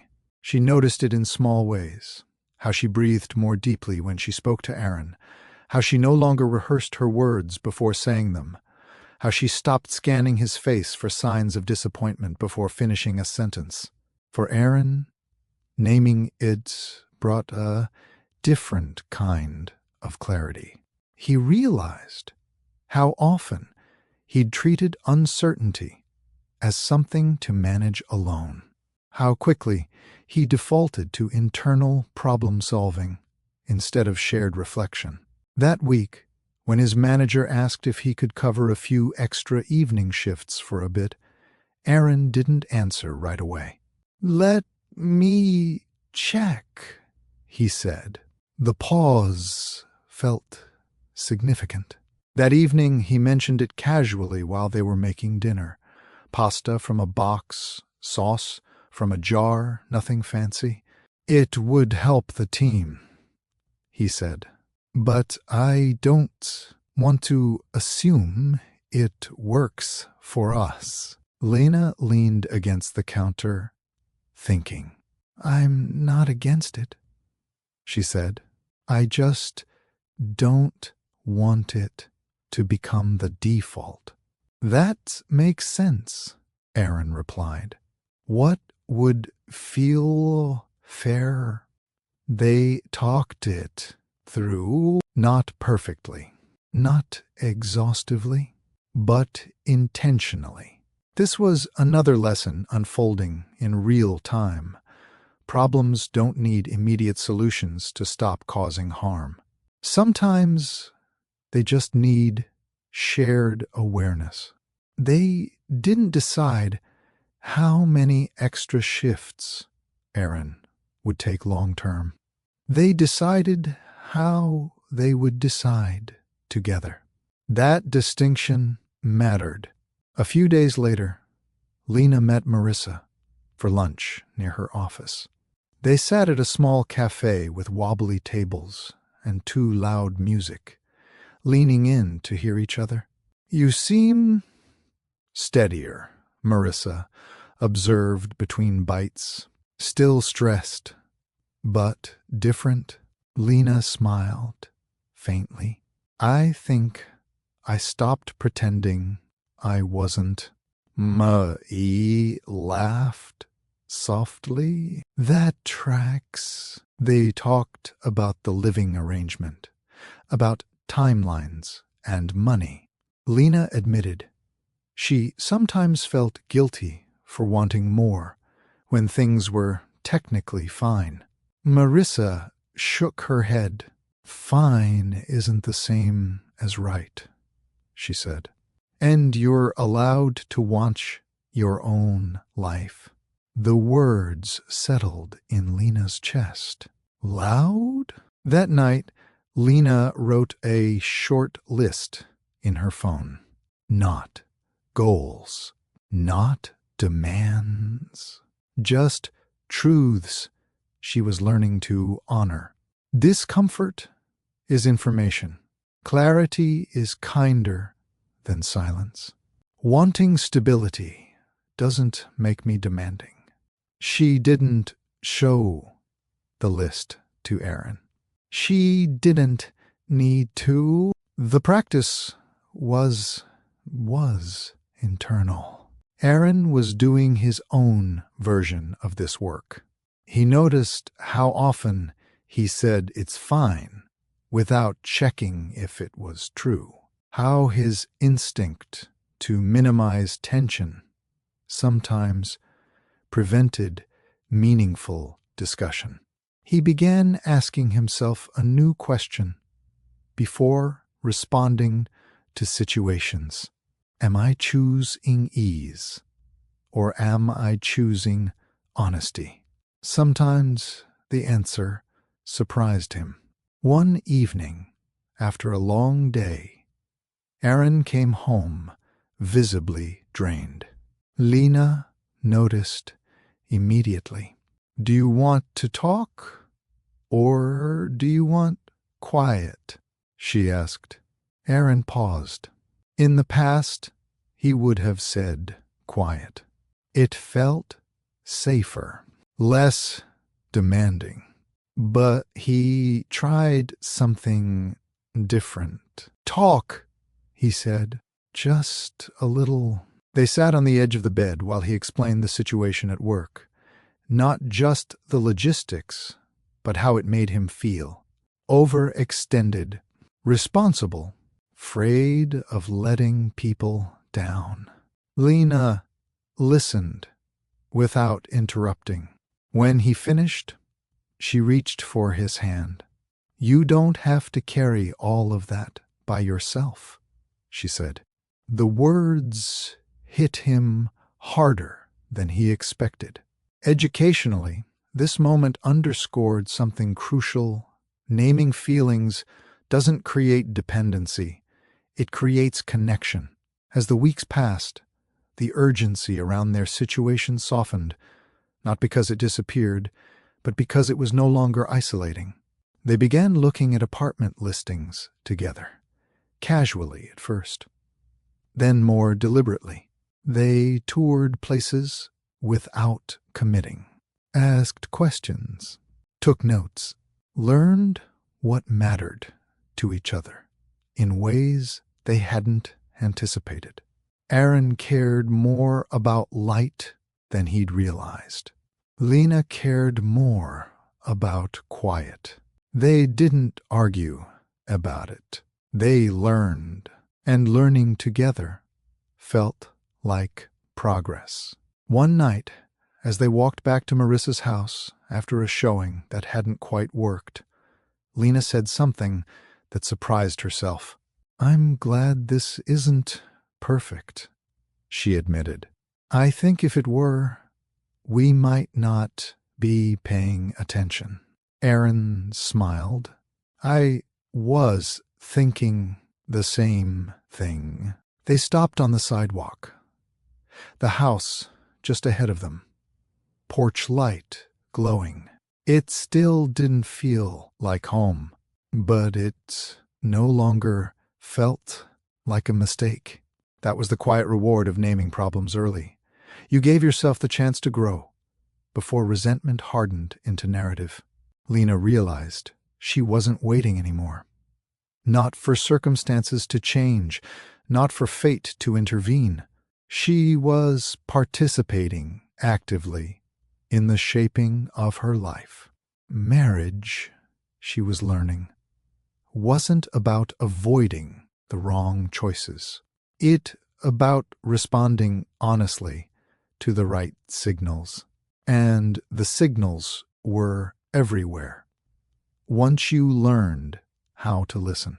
Sometimes the most damaging problems in relationships aren't the loud ones. They're the quiet conversations we keep postponing. Chapter 5 shows how easily silence can feel like peace, and how clarity, even when uncomfortable, protects love far better than avoidance ever could. If this part of the story resonated with you, take a moment to like this video so it reaches others who may be navigating similar choices. Subscribe to Love Stories by Mr. Johnson for grounded love stories that explore real relationships, real mistakes, and real growth. And in the comments, share this. What's one conversation you waited too long to have? And what did it teach you? The next chapter explores how everyday decisions, money, timing, and compromise quietly shape power and trust inside a marriage. Money had always been a practical topic for Lena, not emotional, not symbolic, just numbers, dates, and decisions that needed to be handled responsibly. Growing up, she'd watched her mother manage finances with the same quiet efficiency she applied to everything else. Bills paid early, savings untouched unless necessary, no drama allowed. Money, Lena learned, was about control.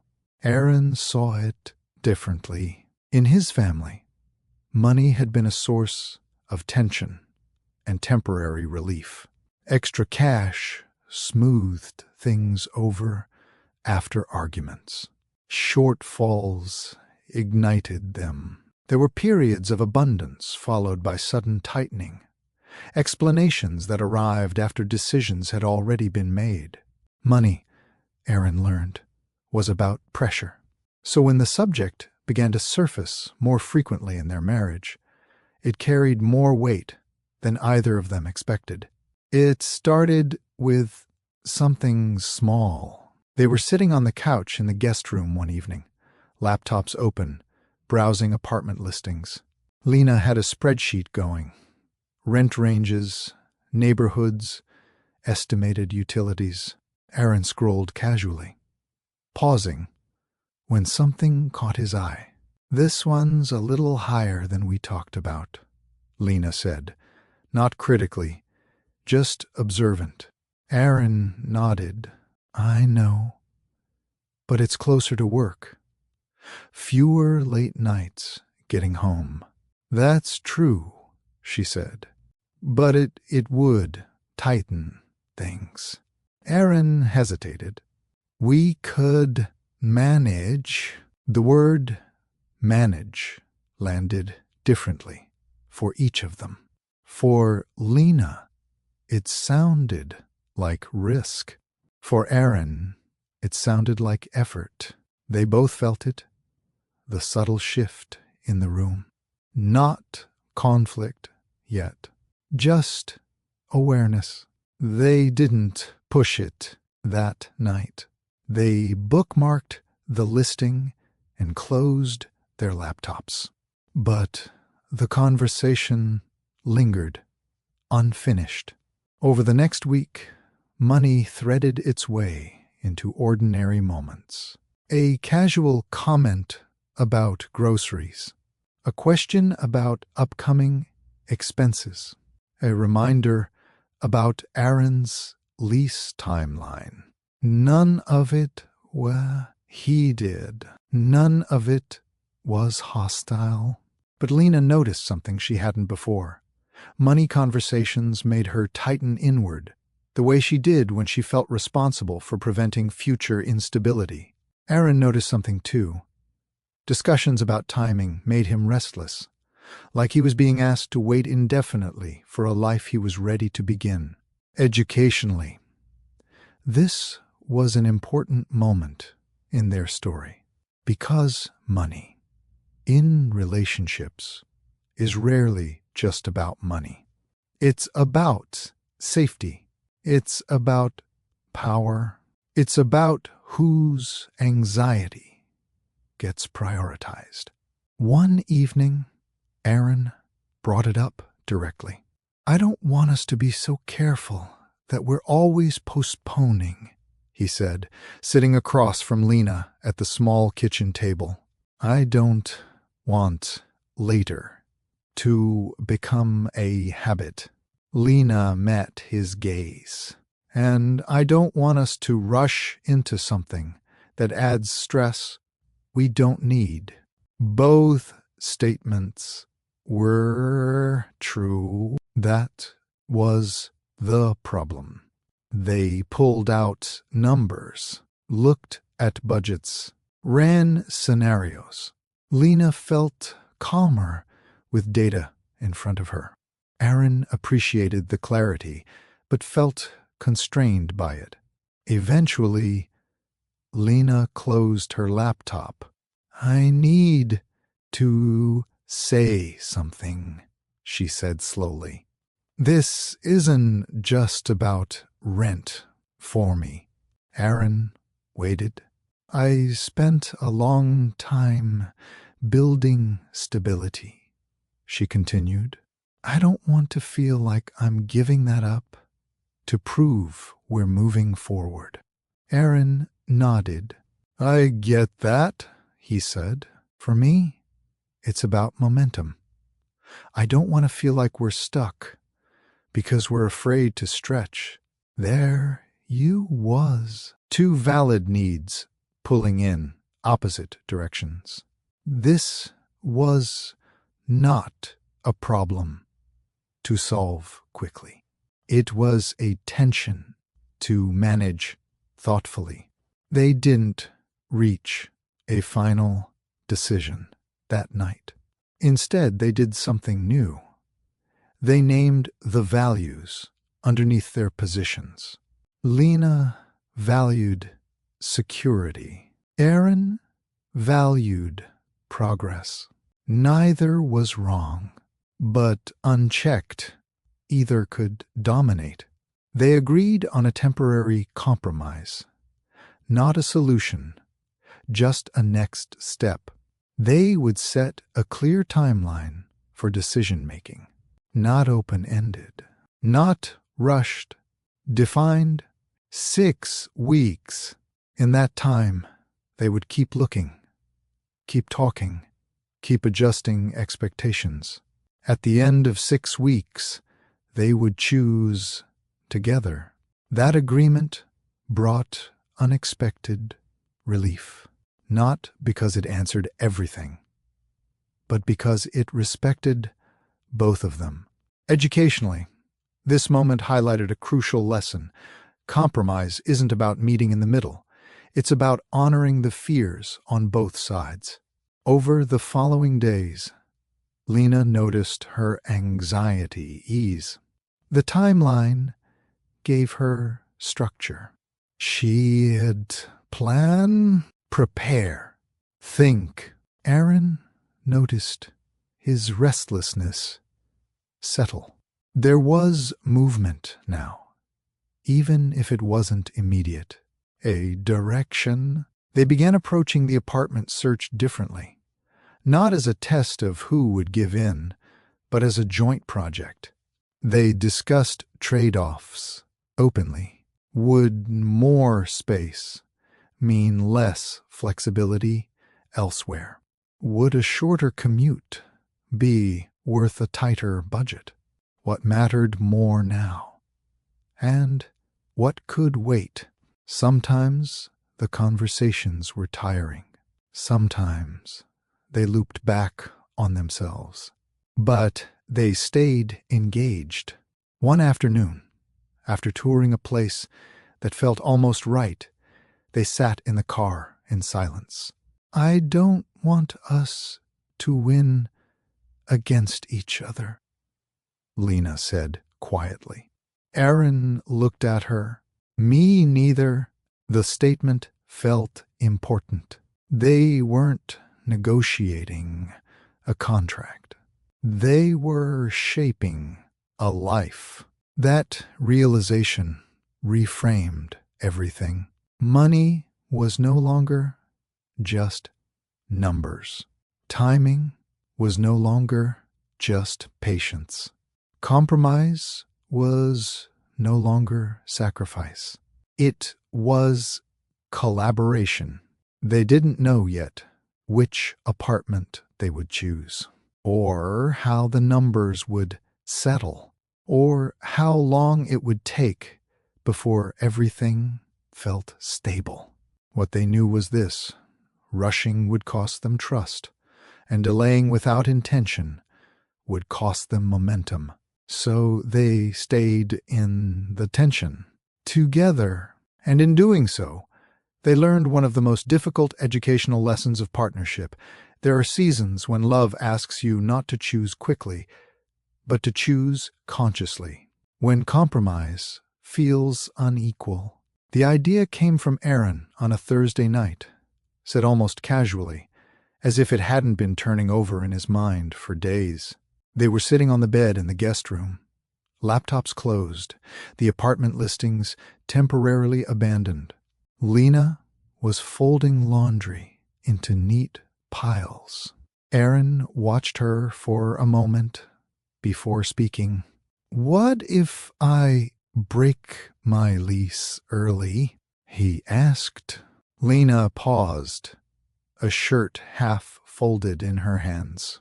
"I mean," he continued, filling the silence too quickly, "there's a penalty, but I can cover it. It would speed things up. We could move sooner." The offer hung between them, well-intended, generous, and immediately complicated.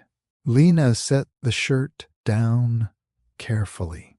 "No," she said, surprising both of them with the firmness in her voice. Aaron blinked. "No?" She nodded. "No." For a moment, he felt the familiar sting of rejection, not because he needed his idea accepted, but because offering sacrifice had always been his way of showing commitment.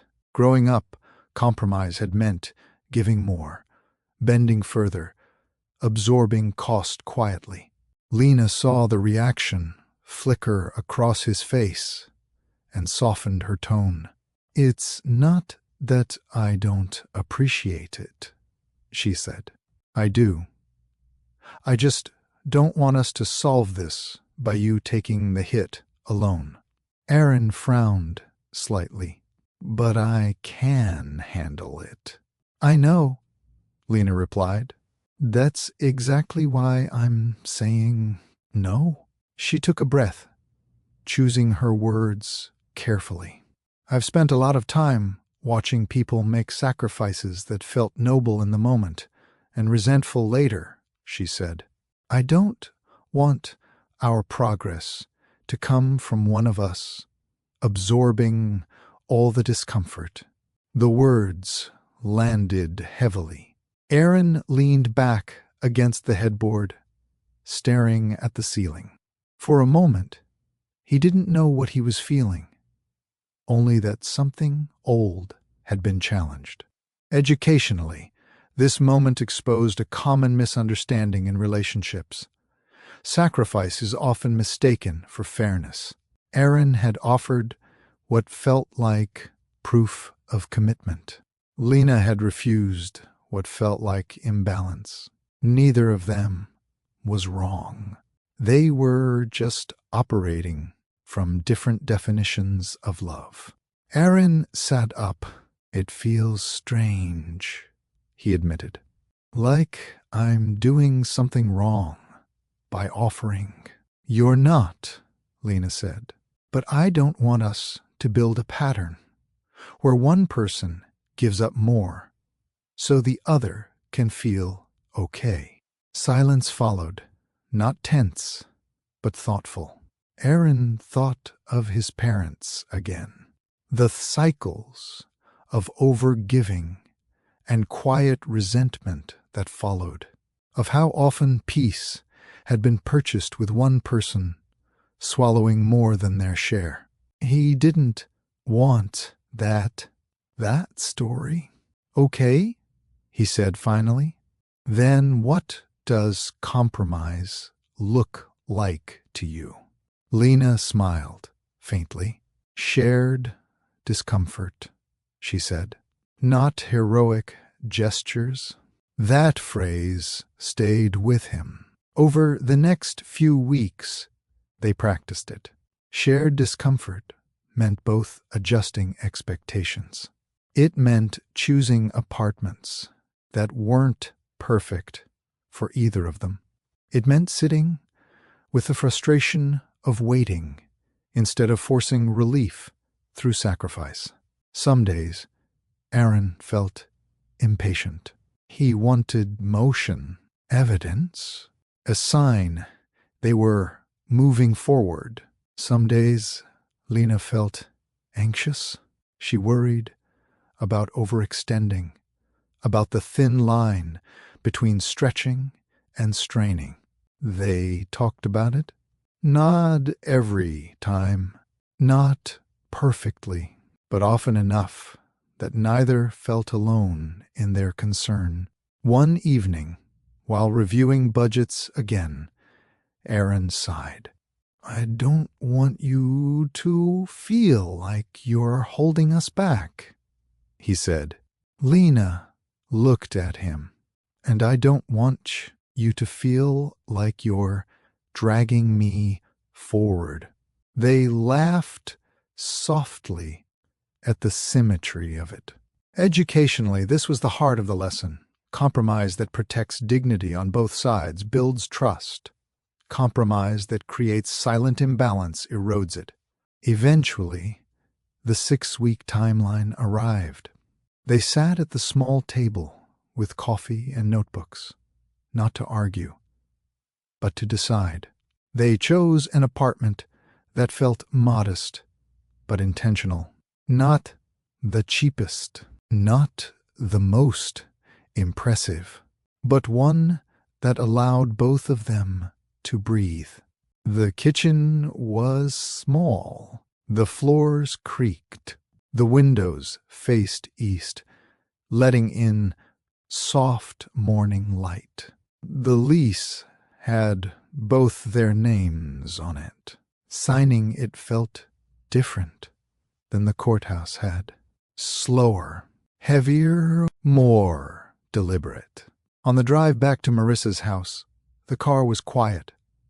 Not with uncertainty, but with a kind of settled anticipation. That night, Lena packed a few boxes. Aaron helped without rushing, without trying to finish everything at once. Neither of them said it out loud, but they both felt it. This wasn't about the apartment. It was about learning how not to mistake sacrifice for love or patience for stagnation. It was about choosing a pace that honored them both. And that, Lena realized as she taped a box shut, was an education worth taking time to learn. The mistake didn't announce itself when it happened. There was no argument attached to it, no raised voice or slammed door. It arrived quietly, wrapped in good intentions, and settled into their days without asking permission. Aaron took on extra hours again. This time, he didn't think of it as a decision. It felt more like a continuation, helping the team during a busy stretch, padding savings ahead of the move, doing what needed to be done. He told himself it was temporary, that it would make things easier later. He didn't ask Lena first, not because he didn't respect her, but because he assumed she'd understand. That assumption felt harmless, reasonable even. Lena noticed the change before he mentioned it. He came home later than usual 3 nights in a row. Not dramatically late, just late enough to miss dinner, late enough to shift the rhythm of their evenings. He looked tired when he arrived, apologetic, without explaining why. She asked once, lightly. He answered briefly. She nodded and adjusted. By the 4th night, something inside her tightened. This was familiar territory. Not the situation itself, but the feeling of being expected to adapt without being consulted. She told herself it wasn't worth addressing. They were about to... Stress was high. Aaron was trying to help. All true, and yet something felt wrong. Educationally, this moment highlighted one of the most common relationship pitfalls. Assumptions made in the name of harmony often bypass consent. Lena didn't confront Aaron immediately. She waited, hoping the pattern would resolve itself. Didn't. Instead, it became routine. By the end of the week, Lena felt herself pulling back. Not intentionally. It happened the way it always had, through restraint. Fewer questions, shorter answers. Silence offered as a form of control. Aaron noticed, but misread it. He assumed she was giving him space, so he took it. The distance widened, not dramatically, but steadily. Each of them interpreting the other's behavior through old survival lenses. On the 3rd evening of silence, they sat on opposite sides of the bed, both scrolling on their phones, both pretending nothing was wrong. Finally, Aaron spoke. "You've been quiet," he said. Lena didn't look up. "Have you?" He frowned. "I thought you wanted space." She laughed softly, without humor. "I wanted to be considered." The words landed heavier than she intended. Aaron put his phone down. "I didn't think it was a big deal," he said carefully. "It's just a few extra shifts." "That's not the point," Lena replied. "The point is that you decided for both of us." Silence followed, not defensive, but charged. Aaron felt the familiar urge to explain, to justify, to smooth it over with logic. He resisted it. "You're right," he said, after a moment. "I assumed. I didn't check in." Lena finally looked at him. Her expression wasn't angry. It was tired. "I don't need to approve every choice," she said. "But I need to know I'm part of them." That distinction mattered. Educationally, this scene underscored an important lesson. Inclusion is not control. It is respect. Aaron nodded slowly. "I thought I was helping," he said. "I know," Lena replied. "But help without consent can feel like erasure." The phrase startled him. Erasure? He thought of his childhood again. of how often decisions were made around him, not with him, how adaptation had been his only option. He hadn't realized he was recreating that dynamic. "I'm sorry," he said, "not just for this, for how easily I slip into deciding alone." Lena softened, the tension easing slightly. "I'm sorry too," she said, "for not saying something sooner." They sat quietly for a moment, letting the repair begin without rushing it. That night, they talked, not just about work schedules, but about assumptions they both carried. Aaron admitted he often equated taking initiative with being dependable. Lena admitted she often equated silence with maturity. Neither equation held up under scrutiny. By the end of the conversation, nothing external had changed. Aaron still had shifts to cover. The move was still weeks away, but something internal had shifted again. They were learning, in real time, that mistakes didn't have to be fatal if they were addressed early, and that assumptions, unchecked, could quietly undo even the strongest intentions. As Lena turned off the light, she thought about how easy it would have been to let this pass, to label it minor, to absorb the discomfort and move on. That was the old Lena. This version chose differently, and that choice, small, uncomfortable, necessary, would shape what came next more than either of them realized. The silence didn't begin all at once. It settled in gradually, the way dust did, thin at first, almost unnoticeable, then suddenly everywhere.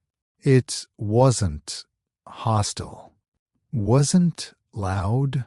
It was polite, restrained, and dangerously familiar. For Lena, silence had always been a form of control. When you didn't speak, you couldn't be misunderstood. You couldn't ask for too much.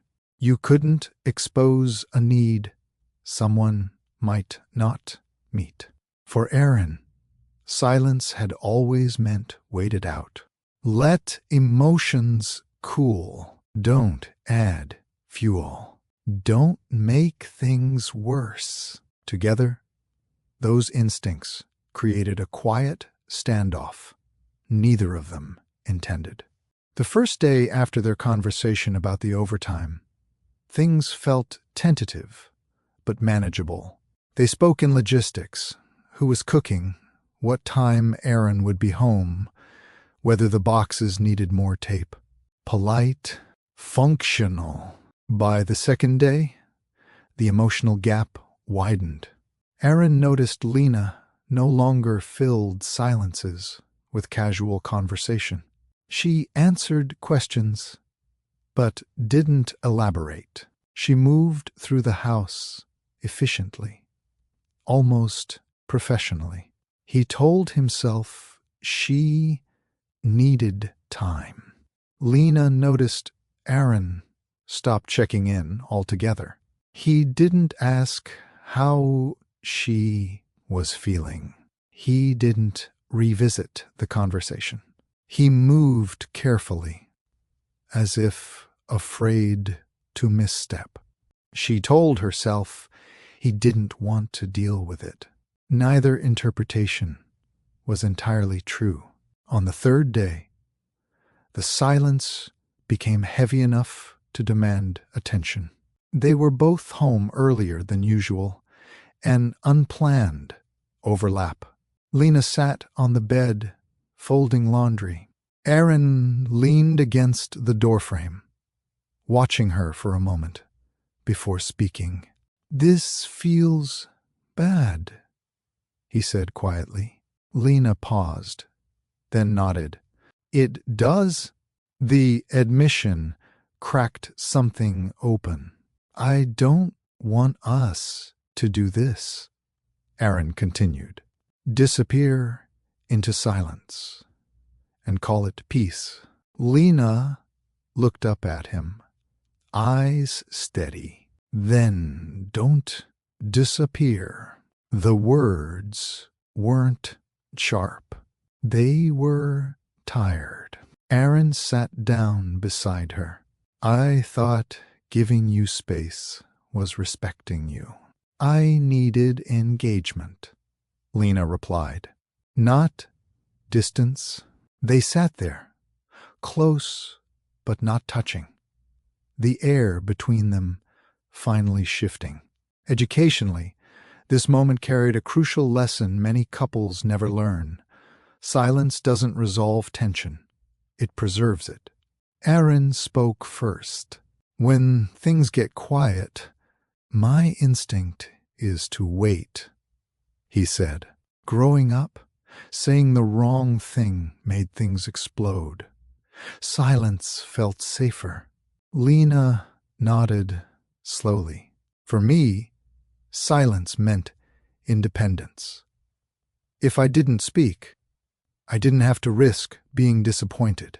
They looked at each other, recognizing how two protective strategies had collided. 3 days is too long, Lena said softly. Aaron exhaled. I agree. They talked then. Not defensively, not urgently, but honestly.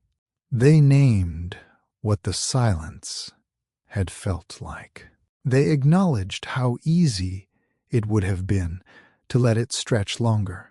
Lena admitted she'd been testing something, whether Aaron would come toward her without being prompted. Aaron admitted he'd been afraid of pushing when she seemed withdrawn. Neither of them liked what they learned, not because the other had failed, but because the pattern was familiar and dangerous. Repair didn't come in a single sentence. It came in several small ones. I need you to check in even when I'm quiet. I need you to tell me when you're pulling back, not just do it. I need to know we don't punish each other with silence. They didn't promise perfection. They promised awareness. That night, lying in the guest room one of the last times, Lena felt the tension finally ease, not because everything was fixed, but because it was faced. Aaron lay awake longer than usual, thinking about how easy it had been to slip into old habits, how quickly good intentions could create distance if left unexamined. Educationally, this chapter marked a turning point. Repair, not avoidance, is what builds resilience in relationships. Silence had taught them something important. It wasn't neutral. It wasn't protective. It was a choice with consequences, and the consequence, left unchecked, was disconnection. In the days that followed, they practiced shorter repair windows. When something felt off, they named it sooner. Not perfectly, not elegantly, but early. Sometimes it was awkward. Sometimes it was messy. But it kept resentment from settling in. The move-in date approached quickly after that.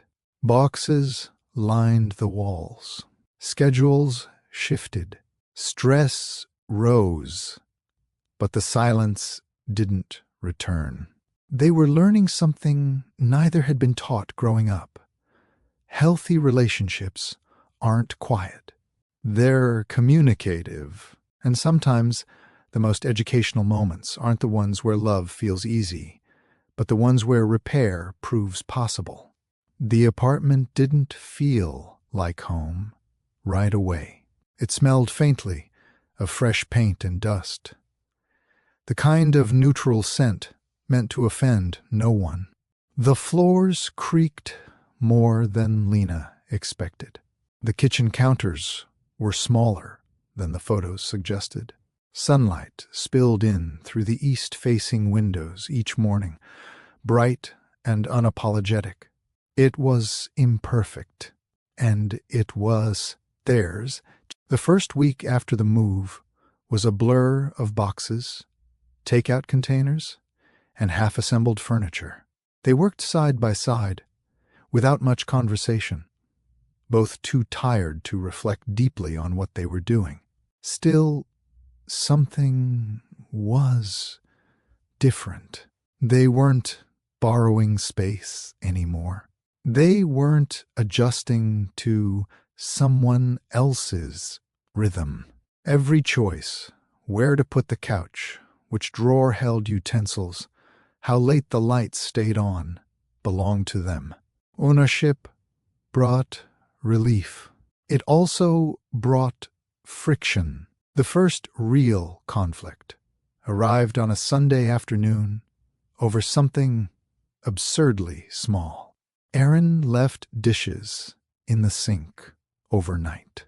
Not a pile, just a few plates and a mug. Nothing that would have bothered Lena months earlier. But that morning, she stood in the kitchen staring at them, feeling irritation rise faster than logic could justify. She caught herself mid-thought. This isn't about dishes. Educationally, this moment mattered, because many conflicts disguise themselves as personal attacks when they are actually about patterns. Aaron noticed her silence before she spoke. "What's wrong?" he asked. Lena hesitated, then chose honesty. "I feel like I'm carrying more of the mental load right now," she said. "The dishes just tipped it."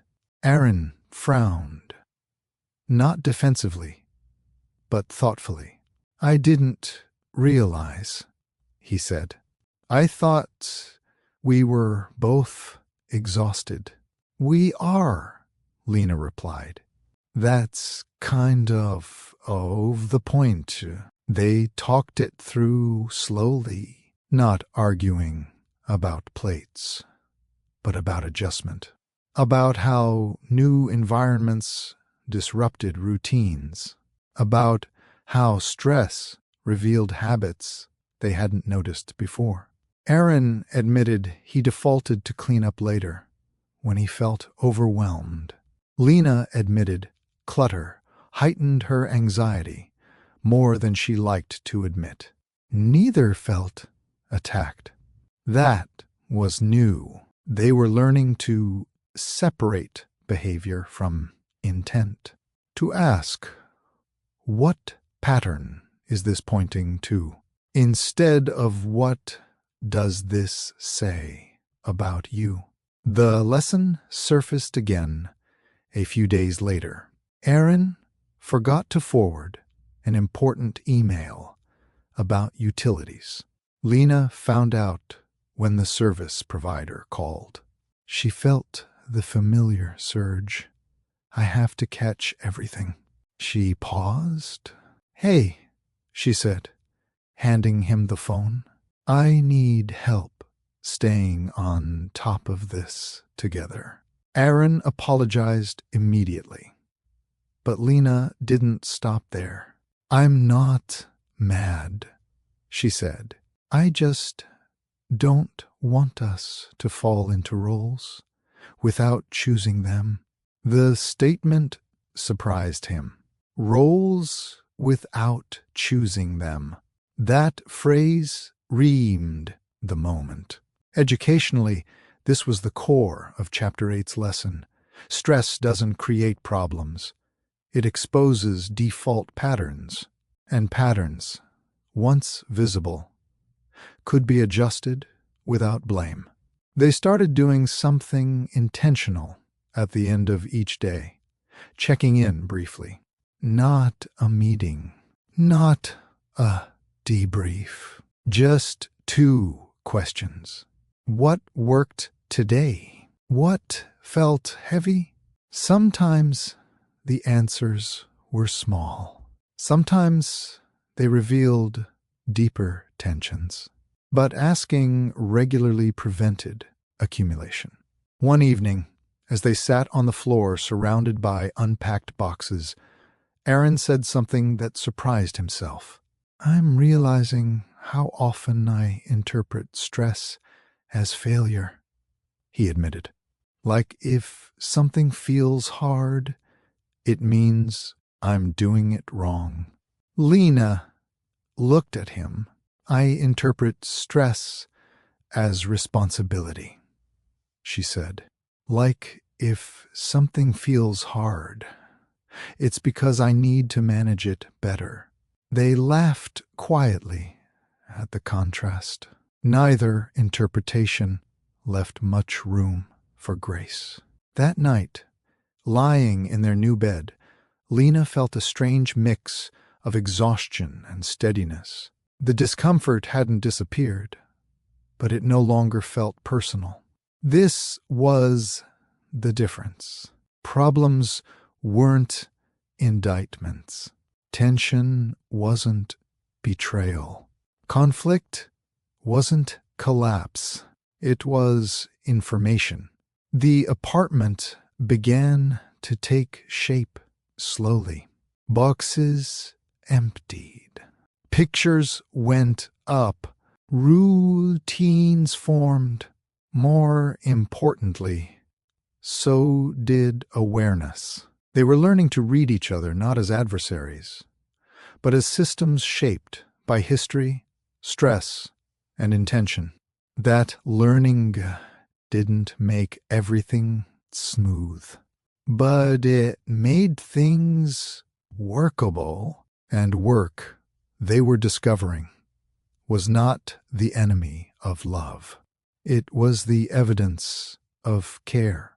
Consistency didn't announce itself, didn't arrive with speeches or promises or dramatic shifts. It showed up quietly, in repeated actions that were easy to overlook if you weren't paying attention. Lena began to notice it in the mornings. Aaron made coffee the same way every day, not because it was his favorite, but because it was hers. He learned how long she liked it to sit before she drank it, how much cream she used, how silence in the early hours mattered more to her than conversation. He noticed when she seemed distracted and asked not to fix, just to know. For Aaron, consistency meant remembering to pause before deciding. It meant asking, "Does this affect us?" before answering yes to anything outside their home. Those pauses were invisible to Lena, but their effects weren't. She felt included, considered. For Lena, consistency took a different form. She stopped assuming responsibility was hers by default. When the trash filled up, she didn't automatically take it out. When paperwork piled up, she asked Aaron to handle it without cushioning the request in apology. She practiced saying, "Can you take this?" and letting the answer be yes, without justification. These were small things, but small things, repeated, reshaped their marriage more than any single conversation had. Educationally, this chapter revealed an often missed truth. Trust isn't built by grand gestures. It's built by reliability under low stakes. One evening, after a long day, Lena came home drained. Work had been relentless, deadlines stacking without mercy. She dropped her bag by the door and stood there for a moment, unsure what she needed. Aaron noticed immediately. "Do you want food or quiet?" he asked. "Quiet first," she replied. He nodded, lowered the volume on the television, and continued what he was doing without commentary. An hour later, he reheated leftovers and placed a plate beside her without asking. She looked up, surprised. "You remembered," she said softly. "Of course," he replied. "You always forget to eat when you're overwhelmed." It wasn't a romantic moment. No swelling music. No declaration. But it mattered. Lena realized something then. This was what she'd been missing on that first night in Marissa's guest room. Not excitement, not certainty, but continuity. Something that carried forward. Consistency gave her nervous system permission to rest. Aaron felt it, too. In the past, he'd equated love with adaptability, changing himself to fit circumstances, absorbing discomfort quietly. But here, consistency didn't require erasure. It required presence, showing up the same way, even when it was inconvenient, even when no one was watching. There were still mistakes. Aaron forgot appointments. Lena snapped when overwhelmed. They misread tone. They tired each other out. But repair came faster now. A brief acknowledgement, a direct apology, a return to intention. One night, as they washed dishes together, Lena said, "I used to think love was about how strongly you felt something." Aaron smiled. "What do you think now?" "I think it's about how predictably you care." The words stayed with him. Educationally, this marked a critical shift in their understanding of love. Emotional safety is created by patterns, not promises. As weeks turned into months, the apartment grew familiar. They hosted their first small gathering. Marissa, a couple of Aaron's friends, takeout, eaten straight from containers. Lena watched Aaron move through the room, relaxed, grounded. He wasn't performing, he was present. Later, when the guests had gone and the apartment was quiet again, Lena thought about how far they'd come. Not from crisis to harmony, but from unexamined habits to intentional ones. That difference mattered. The silence that once felt dangerous no longer lingered. The assumptions that once slipped through unnoticed were now checked gently. They hadn't eliminated conflict. They had learned how to interpret it. And interpretation, Lena realized, was the bridge between reaction and understanding. That night, as she placed the courthouse envelope into a drawer in their bedroom, not hidden, not displayed, she felt something settle in her chest. The first night hadn't felt right, because nothing had been rooted yet. This consistency didn't feel dramatic. It felt dependable.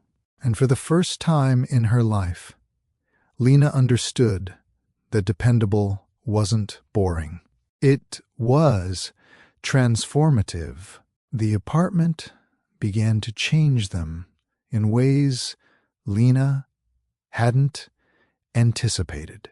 Not all at once, not dramatically, But gradually, through the ordinary acts of living, paying bills, replacing light bulbs, deciding what to cook when neither of them felt like deciding anything at all, ownership did that. It made choices unavoidable. In Marissa's house, discomfort had always felt temporary, something to endure politely. In this apartment, discomfort had nowhere to go. If something felt off, it stayed off until they addressed it. That was both grounding and unsettling. One Saturday morning, Lena woke early and padded into the kitchen, the floor cool beneath her feet. She brewed coffee and stood by the window, watching the city wake up. Delivery trucks rumbled past. A neighbor walked a dog that always pulled too hard on the leash. Ordinary life. And yet, for the first time, it felt anchored. Aaron joined her a few minutes later, hair still damp from the shower. "Morning," he said, kissing her temple. "Morning." They stood there quietly, sipping coffee. The silence comfortable now, not heavy, not avoidant. "This place is growing on me," Aaron said after a while. Lena smiled. "Me too." That surprised her. She'd worried that choosing an apartment that wasn't perfect would feel like settling. Instead, it felt like opting into reality. Educationally, this moment highlighted something Lena hadn't understood before. Perfection often delays belonging. Imperfection invites it. The apartment wasn't ideal. Storage was limited. The bathroom fan rattled. The heating took longer than it should to kick in, but it held their routines. It held their disagreements and repairs, their shared fatigue, their quiet laughter at the end of long days. It held them. They began hosting small rituals without naming them as such. Sunday grocery trips, midweek takeout nights, Saturday mornings spent cleaning with music playing low. These weren't romantic gestures. They were stabilizers. One afternoon, while sorting through mail at the kitchen table, Lena noticed a familiar tension rise. Bills spread out before her, triggered the old instinct to take control, to manage everything herself. She paused. "Aaron," she said, "can you look at this with me?" He came over immediately, pulling up a chair. They went through the numbers together, discussing priorities, adjusting expectations. For the first time, Lena didn't feel alone with responsibility. Educationally, this was another quiet lesson. Shared ownership doesn't just distribute tasks. It distributes emotional weight. Aaron felt it too. He noticed how often Lena invited collaboration now, instead of defaulting to self-sufficiency. How that invitation made him feel trusted rather than tested. In return, he became more intentional about initiating check-ins, not because something was wrong, but because maintenance mattered. They talked about future plans with a new tone, less urgency, more curiosity. What did they want 5 years from now? What kind of work-life balance felt sustainable? What boundaries did they want to protect? They didn't rush answers. They let them evolve. One evening, as they sat on the couch reviewing a calendar filled with overlapping commitments, Aaron said something that caught Lena off guard. "I don't feel like I'm waiting anymore," he said. She looked at him, waiting for us to start, he replied.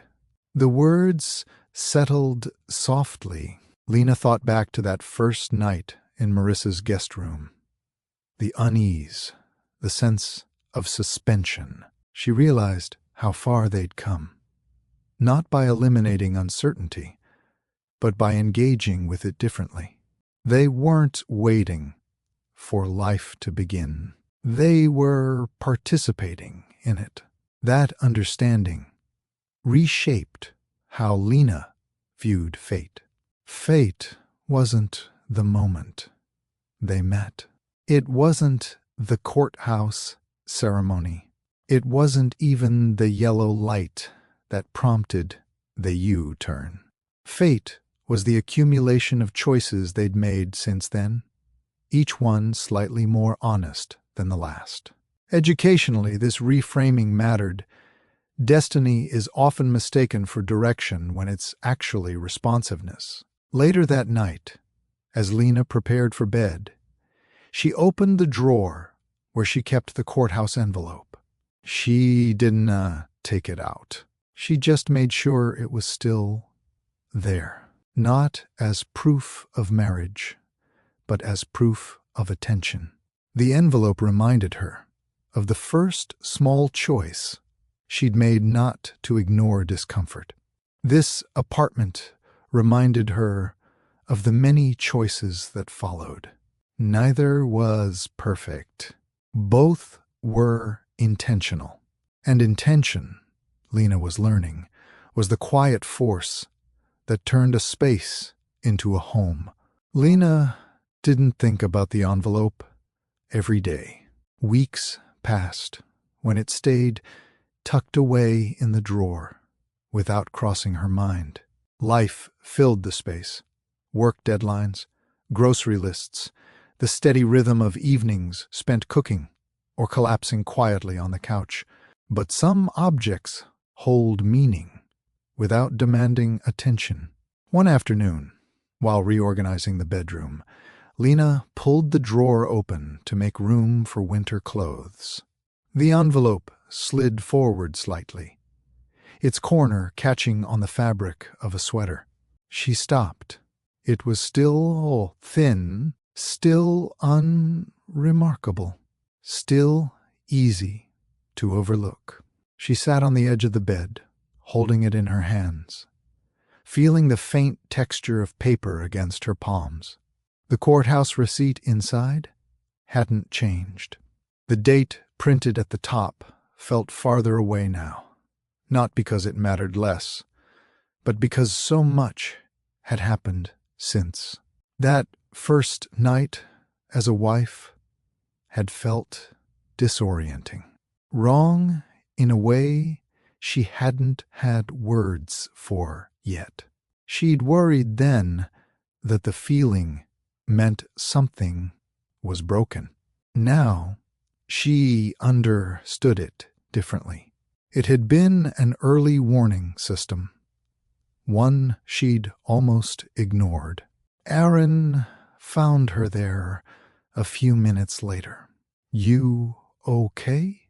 he asked, leaning against the doorframe. She nodded, holding up the envelope. "Just thinking." He smiled faintly. "About how close I came to telling myself that first night didn't matter." Aaron crossed the room and sat beside her. "And now I think it mattered because I listened," she said. "Not because it was dramatic, because it was honest." He nodded slowly. "That U-turn," he said, "didn't realize how important it was at the time." "I didn't either," Lena replied. "I just knew ignoring it felt wrong." Educationally, This moment carried one of the story's quietest but most important lessons. Self-trust is built through repetition, not revelation. Lena had spent years distrusting her internal signals, treating discomfort as something to overcome instead of understand. That one small decision to turn around, to retrieve the envelope, had interrupted the pattern. Everything else had grown from that interruption. They talked then, not about the past with regret, but with clarity, about how many times they'd both almost defaulted to old habits. How many moments could have gone differently if left unexamined.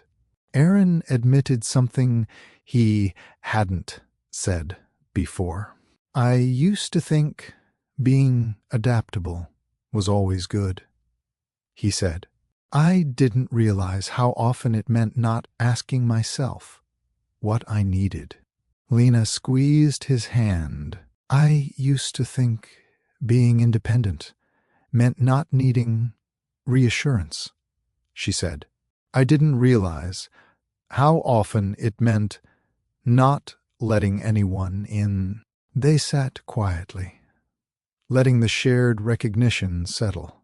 Later that evening, they cooked dinner together, moving easily in the small kitchen, bumping into each other without apology. Music played softly from Aaron's phone. The smell of garlic filled the air. Nothing about the moment was remarkable, and yet it felt earned. Educationally, this was the culmination of many small lessons layered together. That listening early prevents resentment later. That compromise requires dignity on both sides. That silence, left unchecked, becomes distance. That consistency builds trust more reliably than intensity. The envelope went back into the drawer, not as a relic, but as a marker, a reminder of attention paid. That night, as they lay in bed, Aaron turned toward Lena. I'm glad we didn't rush past the hard parts, he said. So am I, she replied.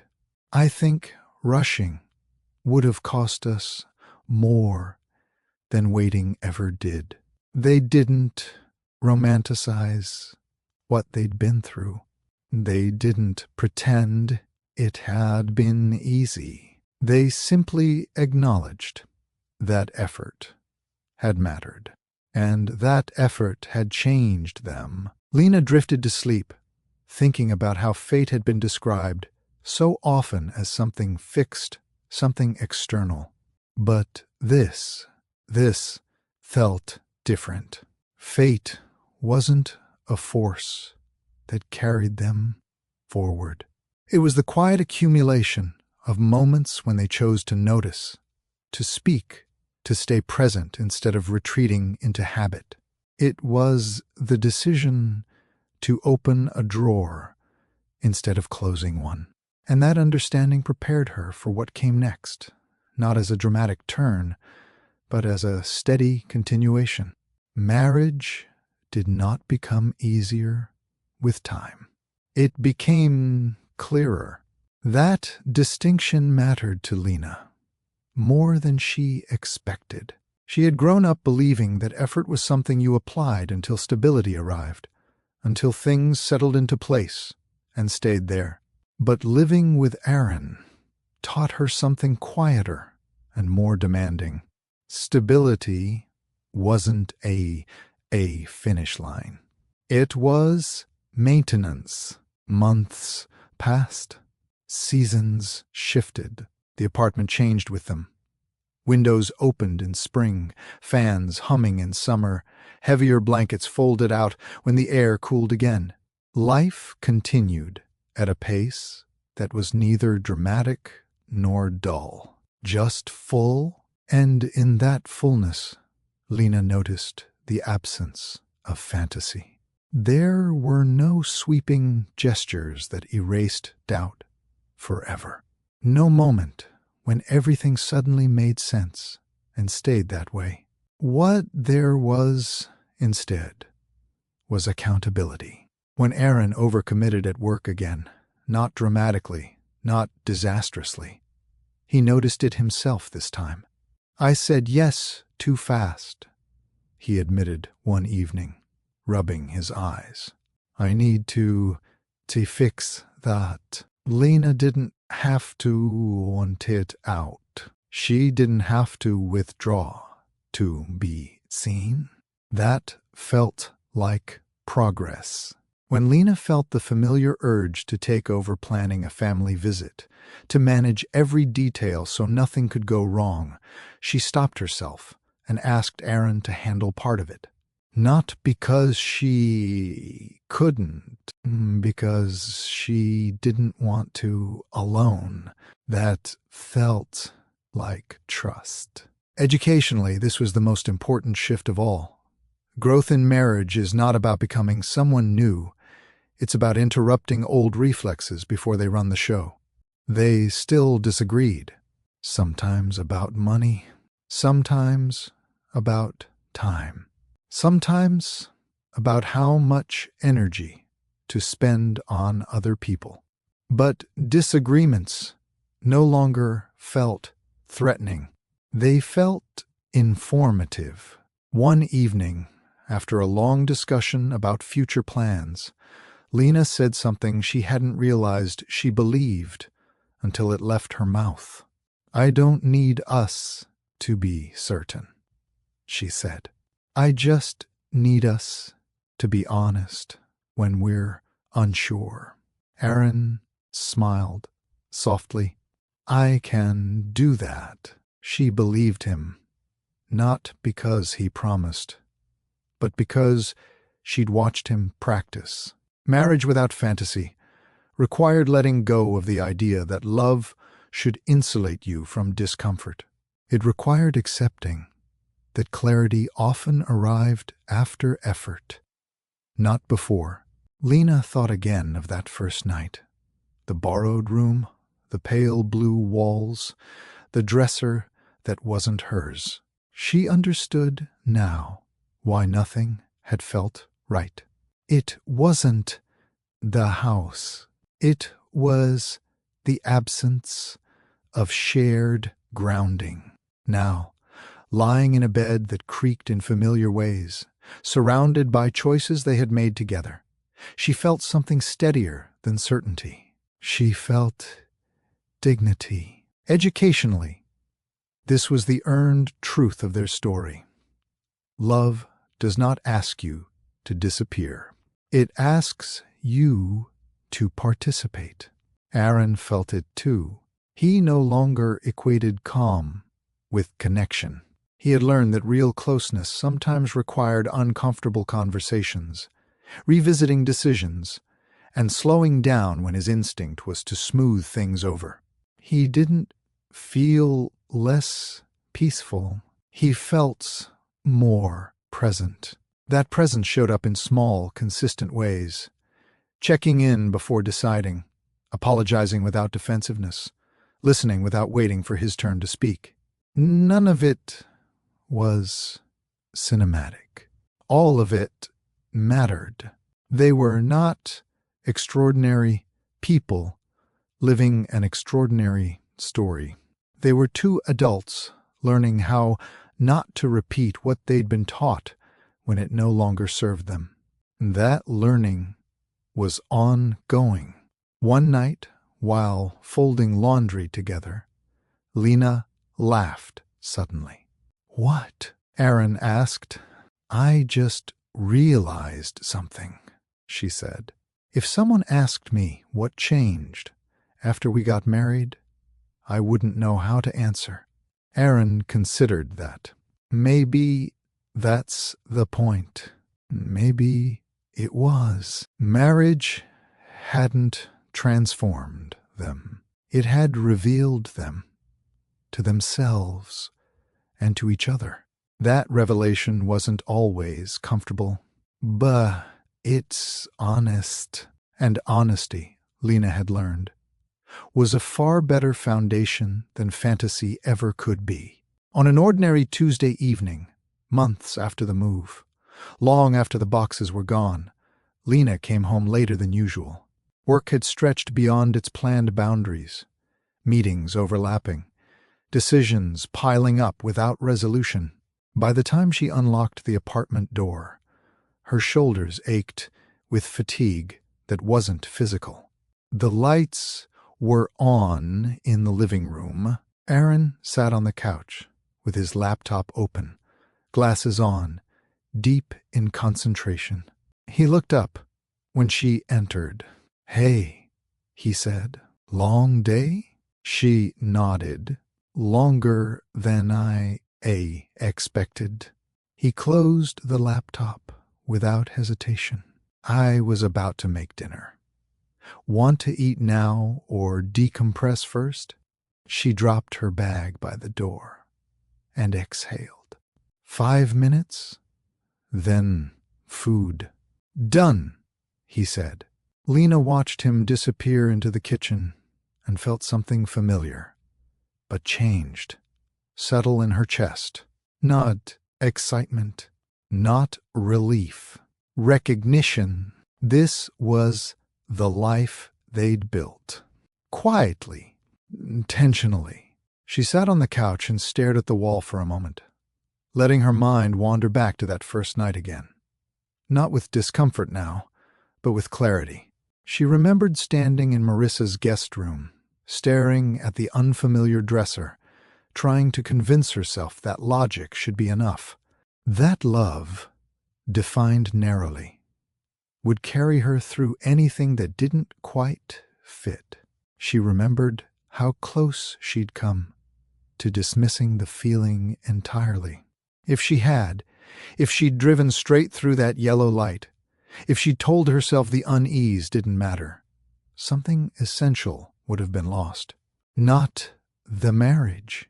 Herself. Educationally, this was the final lesson the story offered. The cost of ignoring yourself is rarely immediate, but it is cumulative. Aaron returned with 2 plates, setting one beside her. "You okay?" he asked, noticing her quiet. "Yeah," she said, "just thinking." "Oh, our first night," she replied. He smiled faintly.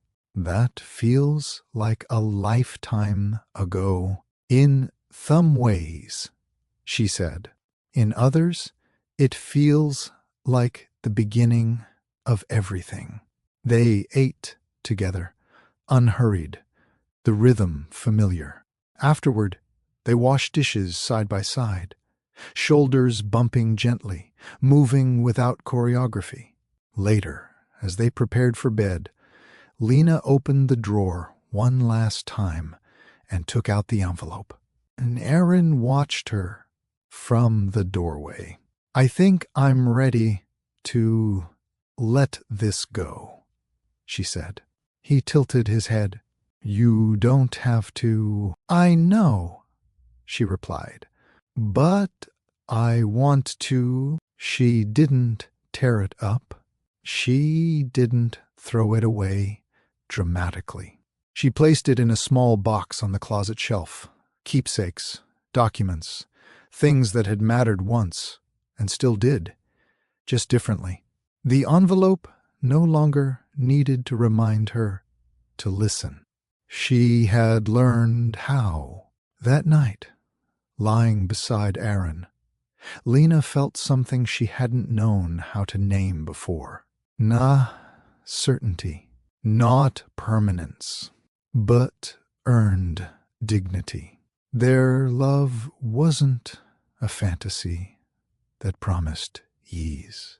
It was a practice that required attention, boundaries, repair, choice. And that, she realized, was better. Marriage hadn't fixed her. It hadn't completed her. It hadn't erased discomfort. It had taught her to stay present with herself, while staying connected to someone else. Aaron turned toward her in the dark. "I'm glad we didn't rush," he said quietly. "So am I," she replied. They fell asleep like that, close, unremarkable, grounded. No music swell, no lesson was announced. But if someone had been watching closely, they might have seen what mattered. Two people who chose not to ignore the small moments. Two people who let honesty arrive early. Two people who understood that fate wasn't destiny. It was attention. And that the night nothing felt right had been the beginning of learning how to make things right without losing themselves. They'd